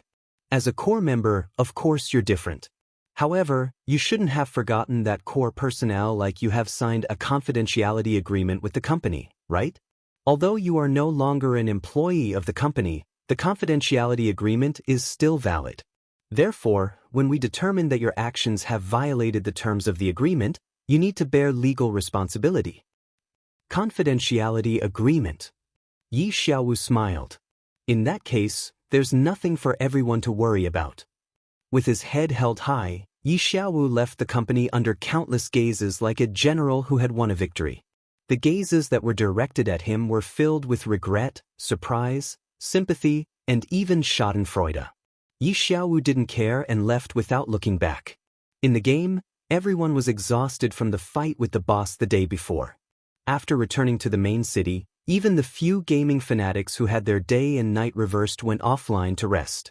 When they met again in the game the next day, Brother Yu immediately read out the announcement posted on the game company's homepage to everyone. As active participants, victims, and compensators of the incident, everyone was very emotional. At this time, Yu Tianshunming shouted for Gu Fei to take out the items that dropped yesterday to admire. Only then did the others remember that the boss had been killed in the end. Only then did they ask Gu Fei in unison what dropped. Of course there are items, Gu Fei replied slowly. Everyone eagerly waited for him to upload the items to the channel to admire. In the end, Gu Fei very maliciously pretended to be silent, causing everyone to be annoyed. They loudly condemned Gu Fei's inhumane behavior. Only then did Gu Fei upload the 2 items that were worth studying to the channel. Andrew Su's diary. The few of them were in a different place, but at this moment, they were all thinking about what Gu Fei had sent to the channel. There was only one sentence in the system description for this item, a seemingly ordinary diary. They couldn't figure out the meaning of this sentence for a moment. Everyone yelled for Gu Fei to quickly bring the diary over to take a look while they looked at the second item. Fog ambush, assassin skill. Suddenly appear and launch a powerful high-speed assault. Everyone silently read it again, and in the end, Brother Yu shouted, "Why isn't it an item, but a sentence?" The diary was selected by Gu Fei and posted in the channel. Everyone clicked on it, and the information naturally appeared. This second item, however, was directly stated by Gu Fei in a sentence. "Oh, the diary is with me, and the scroll is with 100 Realms Jingluan," Gu Fei said. "Oh." Everyone nodded. It seemed that the 2 of them had divided the spoils of war. However, from the unknown use of the diary, It was obvious that this skill scroll was more valuable. Everyone guessed that Gu Fei had deliberately given it to 100 Realms Jingluan because he was helping him earn money. This was something that everyone knew. At this time, other than Sword Demon, the others naturally had no more fantasies. Because of the conflict between their professions, this scroll was naturally useless to them. At this time, Sword Demon's heart was already quite impulsive. This boss had already been officially announced to be of a high level.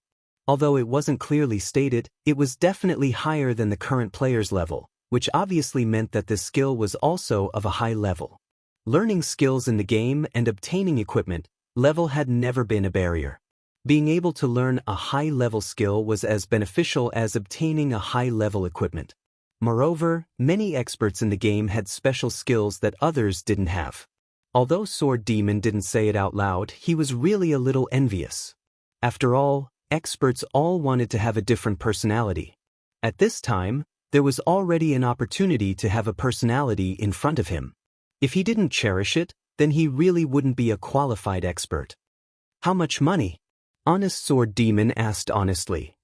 I'm not too sure, Gu Fei said. In the end, he also reminded him honestly, do you have money? It seems like you still owe me money. Based on Sword Demon's character, Gu Fei believed that he definitely didn't have money now. Otherwise, he would have already returned the 1,800 gold coins that he owed him. This wasn't a small amount, and Gu Fei reckoned that Sword Demon had been saving money ever since he got the dagger in preparation to return it to him. It was said that he once had the idea of selling frostbite memories. It was Gu Fei who later told him that there was no need to rush and that he could slowly save it up. Only then did Sword Demon give up on the idea. After all, he was a little reluctant to part with it. Brother Yu valued the skill equipment at 3,000 gold coins, and the Godly Thief skill scroll, Stealth Action, that dropped from the Great Thief Sword was also bought by Slender Waist Dance for 3,000 gold coins. As for this Misty Ambush, the scroll didn't clearly state the damage and speed of the skill. Players didn't know how much it could do, so the price of the skill would be affected. However, based on the skill's background, it would still be worth at least 2,000 gold coins. Gu Fei was 100% sure that the Sword Ghoul didn't have that much money. Otherwise, the Sword Ghoul would have already settled the bill with him. Gu Fei wouldn't be able to refuse even if he wanted to. Sure enough, Sword Demon said embarrassedly, I might not have enough money. Tell Eccentric Strategist to help me keep it first. I'll think of a way. Eccentric Strategist's profession wasn't right, and the scroll was obviously useless to him. That guy seemed to be in a hurry for money, so Sword Demon was really afraid that he had already sold it. That guy is in a hurry for money. I'm afraid he can't wait. Gu Fei said. As expected, Sword Demon's heart was filled with sorrow. How about this, I still have some money here.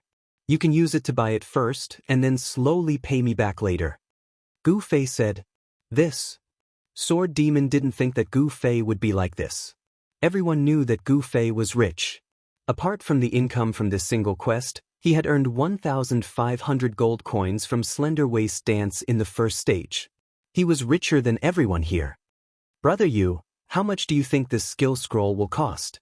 Gu Fei already asked Brother Yu. I haven't seen this skill before. There isn't even a description on the scroll, so it's hard to ask for a high price. But we know that this thing drops from high-level bosses. To be fair, I think 2,000 to 2,500 gold coins is more reasonable. Brother Yu said. When Gu Fei heard that it was about the same as his estimation, Sword Demon also felt that the price was reasonable, but he was angry that he was short of money. Gu Fei was already saying, I'll give you 2,000 gold coins.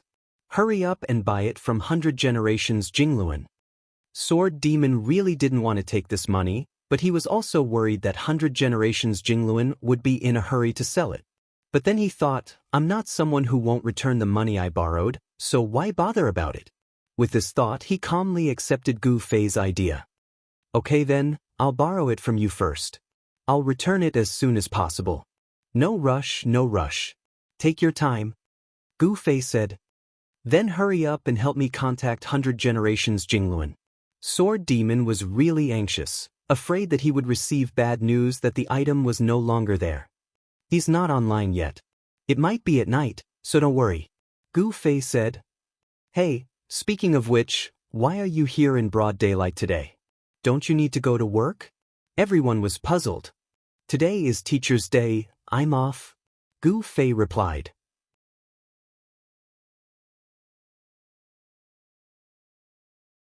Chapter 453. After pausing the discussion in the channel, everyone met up at the tavern. In addition to giving money to Sword Demon, the main topic of the gathering was to analyze the diary that Gu Fei had dropped. Brother Yu said, if it was just an ordinary blank diary, it wouldn't be worth mentioning. But now that it's a diary with content, there might be a problem. Everyone felt that it made sense, so they asked Gu Fei to bring the diary over for everyone to take a look. Of course, Gu Fei wouldn't have any thoughts of hiding it, so everyone met up. After giving the money to Sword Demon, Gu Fei threw the diary on the table. It looks very ordinary, everyone said. The main thing is the content. Brother Yu reached for the diary and asked Gu Fei, have you read it? I just glanced at it a few times when I first got it, Gu Fei replied. Brother Yu held it in his hands and carefully turned to the first page. He looked as if he would turn the diary into ashes if he used too much force. The handwriting was clearly handwritten, and there were only a few lines of content. Brother Yu read it carefully. I, Misty Shadow Assassin Andrew Su. I am unknown, so I am still alive. This is the rule that an assassin should follow. If ever I should be famous, it will be the day of my death. Oak forest, small wooden house. The oak trees that had just sprouted new leaves were bright red. Gru said that it looked like blood. What does he know? Has he ever seen real blood?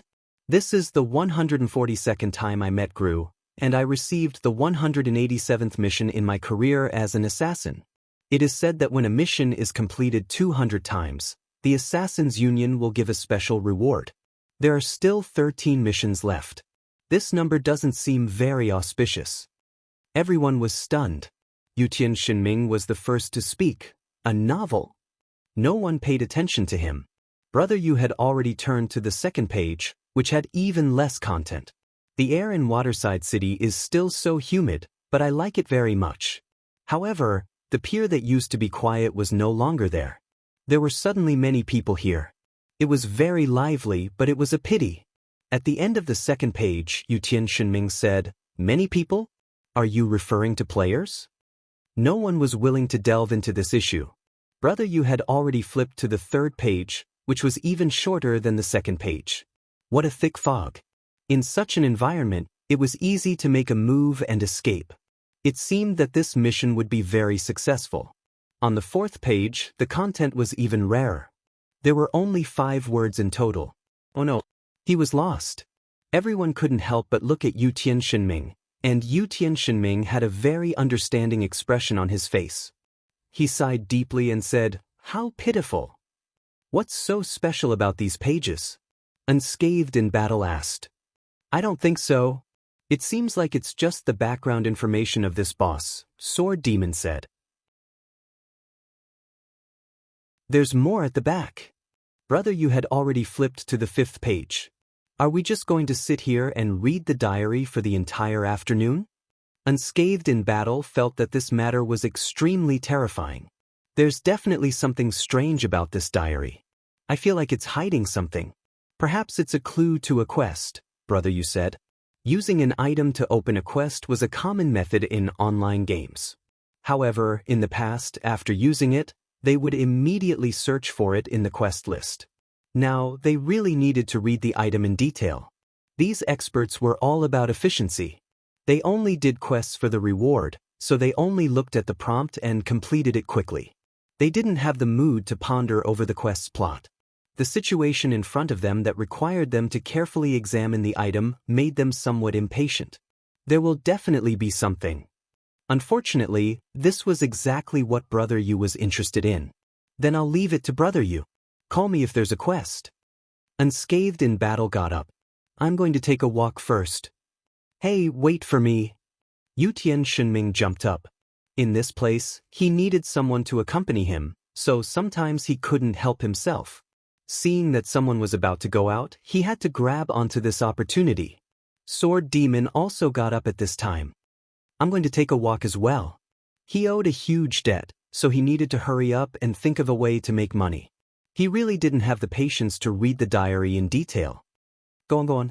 Brother Yu waved goodbye to them as he continued to read the diary. However, his speed was much faster than before. What's written at the back? Since Brother Yu didn't continue reading, Gu Fei and Han family young master asked. The two of them hadn't left yet. It's written about how he would find his way if he got lost. Brother Yu said. Every page was a plan that Misty Assassin had thought of. He tried to fix the compass, but after disassembling it, he couldn't put it back together. The compass had completely turned into a pile of parts. He tried to look up at the sky, but the fog in Xia Fog City didn't distinguish between day and night. Looking up, there was always fog. He couldn't see the sun, let alone the stars. He tried to distinguish north from south by the luxuriant branches and leaves of the trees or the density of the annual rings, but also because of this unreasonable fog, the sunlight of Xia Wu City seemed to have no yin and yang, and the annual rings of the branches and leaves were all symmetrical. He made marks along the way, so he returned to the starting point countless times. He even shouted for help, but he didn't get any response. Wait. Then why isn't he dead yet? Han family young master couldn't bear it anymore. It's written here, as an assassin, survival in the wild is the most basic thing. I will definitely persevere. I will definitely walk out of this fog and complete my mission. I, Misty Assassin Andrew Su, will definitely not die in the fog. Brother Yu read. After reading it, Brother Yu frowned, then he read the paragraph twice, raised his head and said to the two, "What do you guys think?" "Think what?" The two asked back. "Could this be a clue?" Brother Yu said, "You're saying that this assassin's unfinished mission is a mission given to players?" Gu Fei said. Brother Yu nodded. "If that's the case, then you should have received it." Han family young master said to Brother Yu, "Does your mission list show anything?" Brother Yu shook his head. "It doesn't show anything. Who knows what the mission is?" Han family young master said. Brother Yu shook the diary. "There's more to it." "Continue reading." Han family young master took a sip of wine. "Hey, it's tiring." Brother Yu complained. At the beginning, he read 2 paragraphs excitedly. Who would have the mood to read aloud? Brother Yu's hobby wasn't this. "Let's read it together." Gu Fei went over and squeezed with him. The two raised their heads and looked at Han family young master, asking him if he wanted to come over. "Just tell me the result after reading it." Han family young master continued to sip his wine calmly. He felt that it was stupid enough for 2 people to squeeze together to read a small diary. It was childish for 3 people to squeeze together. Therefore, the 2 of them ignored him. Brother Yu took a deep breath and flipped to the next page. "It's been 47 days, maybe. I've been lost in the fog for 47 days. Birds, beasts, and even insects have become my food. The dew on the grass is more abundant than I imagined. This might be the only benefit of the fog. I won't give up. If I keep moving forward in a certain direction, I will definitely get out of this predicament." 47 days. Brother Yu turned around and glanced at the number of pages. It seems that he doesn't write in this diary every day. Only primary school students write in a diary every day, right? Gu Fei said. "That's true." Brother Yu nodded in agreement. "Continue." Gu Fei waved his hand and turned to the next page. "I thought I would get out of this predicament if I keep moving forward in a certain direction. It seems that I was wrong. The place I passed this morning seemed familiar. I don't want to admit it, but I know deep in my heart that I had a rest here a few days ago. The decorations I made to hide my tracks are a kind of trace to me. Maybe I'm making a mark involuntarily in my heart. How many such marks did I leave behind? This. Brother Yu was excited. Marks. Is this another kind of hint? What kind of hint is this? To let us walk on the same path as him? Gu Fei asked. Anyone who walks will leave a trace. Brother Yu said. Maybe he left a message at the place he walked on. Don't be hasty. Gu Fei comforted Brother Yu. Even if we know it's a hint, we still have to know what it's about, right? Are we just going out of the city to search blindly? What are we looking for? Yes. Brother Yu nodded. Hurry up and continue. So Gu Fei turned to the next page. I don't know how many days have passed. The last time I recorded it was the 47th day. But how long has it been? I suddenly feel like I'm in a trance. This is really a scary thing. An assassin can actually not remember the date? Even a minute or a second wrong is enough to be fatal to us. This fog is slowly eroding my will. I can feel it. Why does it feel like it's getting heavier? Gu Fei said. Look at the back. Brother Yu felt that there were no clues to follow in this kind of mood description, but he didn't care. He couldn't wait to turn the page. I didn't move. I didn't move the whole day. This isn't the first time. When I wake up, sometimes I actually forget which direction I came from and which direction I should go. That's right, I know that my head should be facing the direction I came from and my feet should be pointing in the direction I'm going. But now, I actually continue to change my posture when I sleep. When I woke up this morning, I couldn't hold my dagger. It was 2 yards away from me. Is my body starting to become sluggish? Why is it this again? Brother Yu was a little impatient. He turned the page anxiously. I saw an oak tree. It's orange-red. I've seen leaves like this a few times at Gru's place. Every time, it was in September. September? Have I been in the fog for half a year? Is Gru still waiting for me to return the quest? Can I still do it? Maybe he should find someone else to do this quest. I got it. Brother Yu shouted again. We should find the NPC called Gru in the wooden house in the oak forest.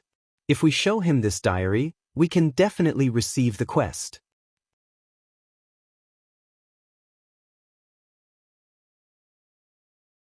Chapter 454. That's possible. The Han family young master nodded in agreement.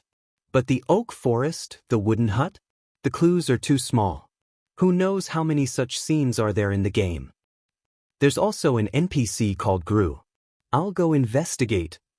Brother Yu was excited as if he had discovered a new continent. He stood up and was about to leave. Where are you going? Gu Fei quickly asked. To look for clues. Brother Yu waved at Gu Fei. This was his most handsome moment.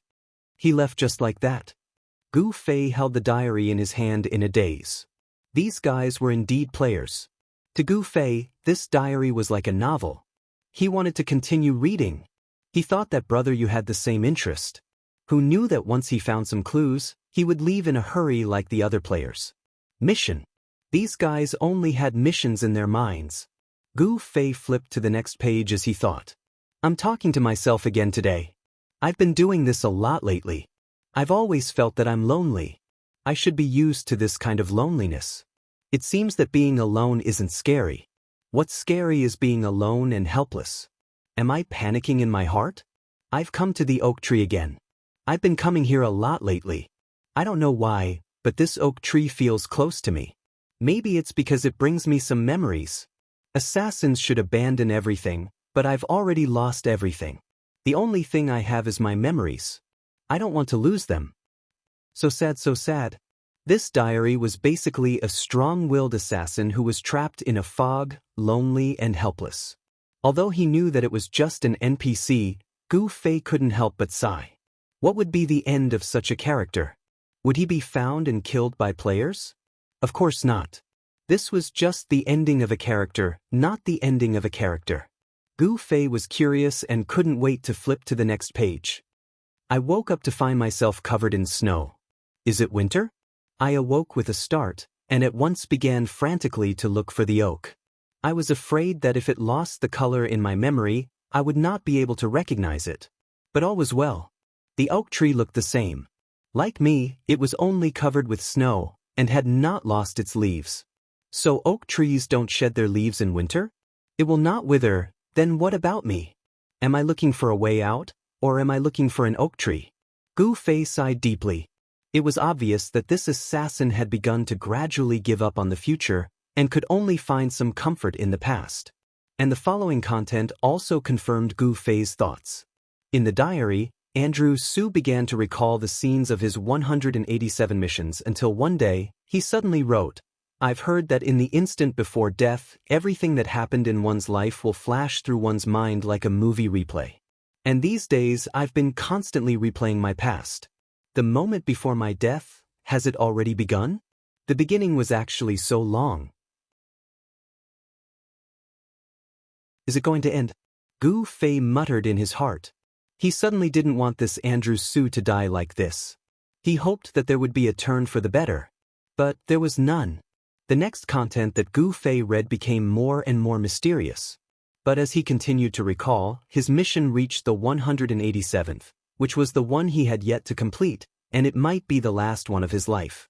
Giordano, I still haven't forgotten this name, the guard captain of Xiaowu City. Among the people I've assassinated, he wasn't the one with the highest status, but his identity might bring unexpected difficulties. Now that I think of this person, my numb hands seem to tremble a little. It seems that I haven't completely lost my fighting spirit. Here. Gu Fei suddenly slammed the table. Half of the wine in the Han family young master's glass was shaken, and he was distressed. He flew into a rage. What the hell are you screaming for? Look here. Gu Fei turned the diary upside down and placed it in front of the Han family young master. This mentions the assassin's mission in Xiaowu City. According to your thoughts, we can continue with the mission by killing this person. The Han family young master casually glanced at it and said, Then did you receive the mission? No.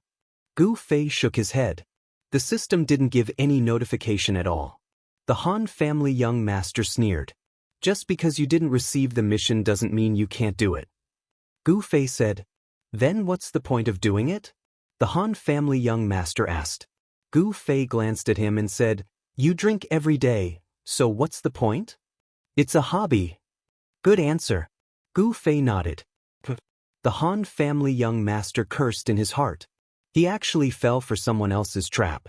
Challenging this kind of slightly difficult battle was naturally this guy's hobby. The target of the Misty Shadow assassin, the captain of Xiaowu City's guards, sounded like a difficult boss. Then I wish you good luck. The Han family young master raised his glass to Gu Fei. Aren't you going to come and take a look? Gu Fei asked. The young master of the Han family looked at Gu Fei, who had been shattered by the refraction. That's not my hobby. Gu Fei raised his eyebrows and stood up with the diary in his hand. I don't think those guys will go either. The Han family young master added, They didn't even receive the mission notification, so it's meaningless to them. I know. Gu Fei nodded and left. Meaningless things? Then what was meaningful? Kung Fu was his dream, and it was the most meaningful thing to him, but the real environment had made it a meaningless existence. And his mission was to continue this meaningless thing in the eyes of others. It was a bit sad. Would he want to continue Andrew Su's mission? To challenge experts? This wasn't the main reason for Gu Fei's decision. For him, the system's robot would never be an expert.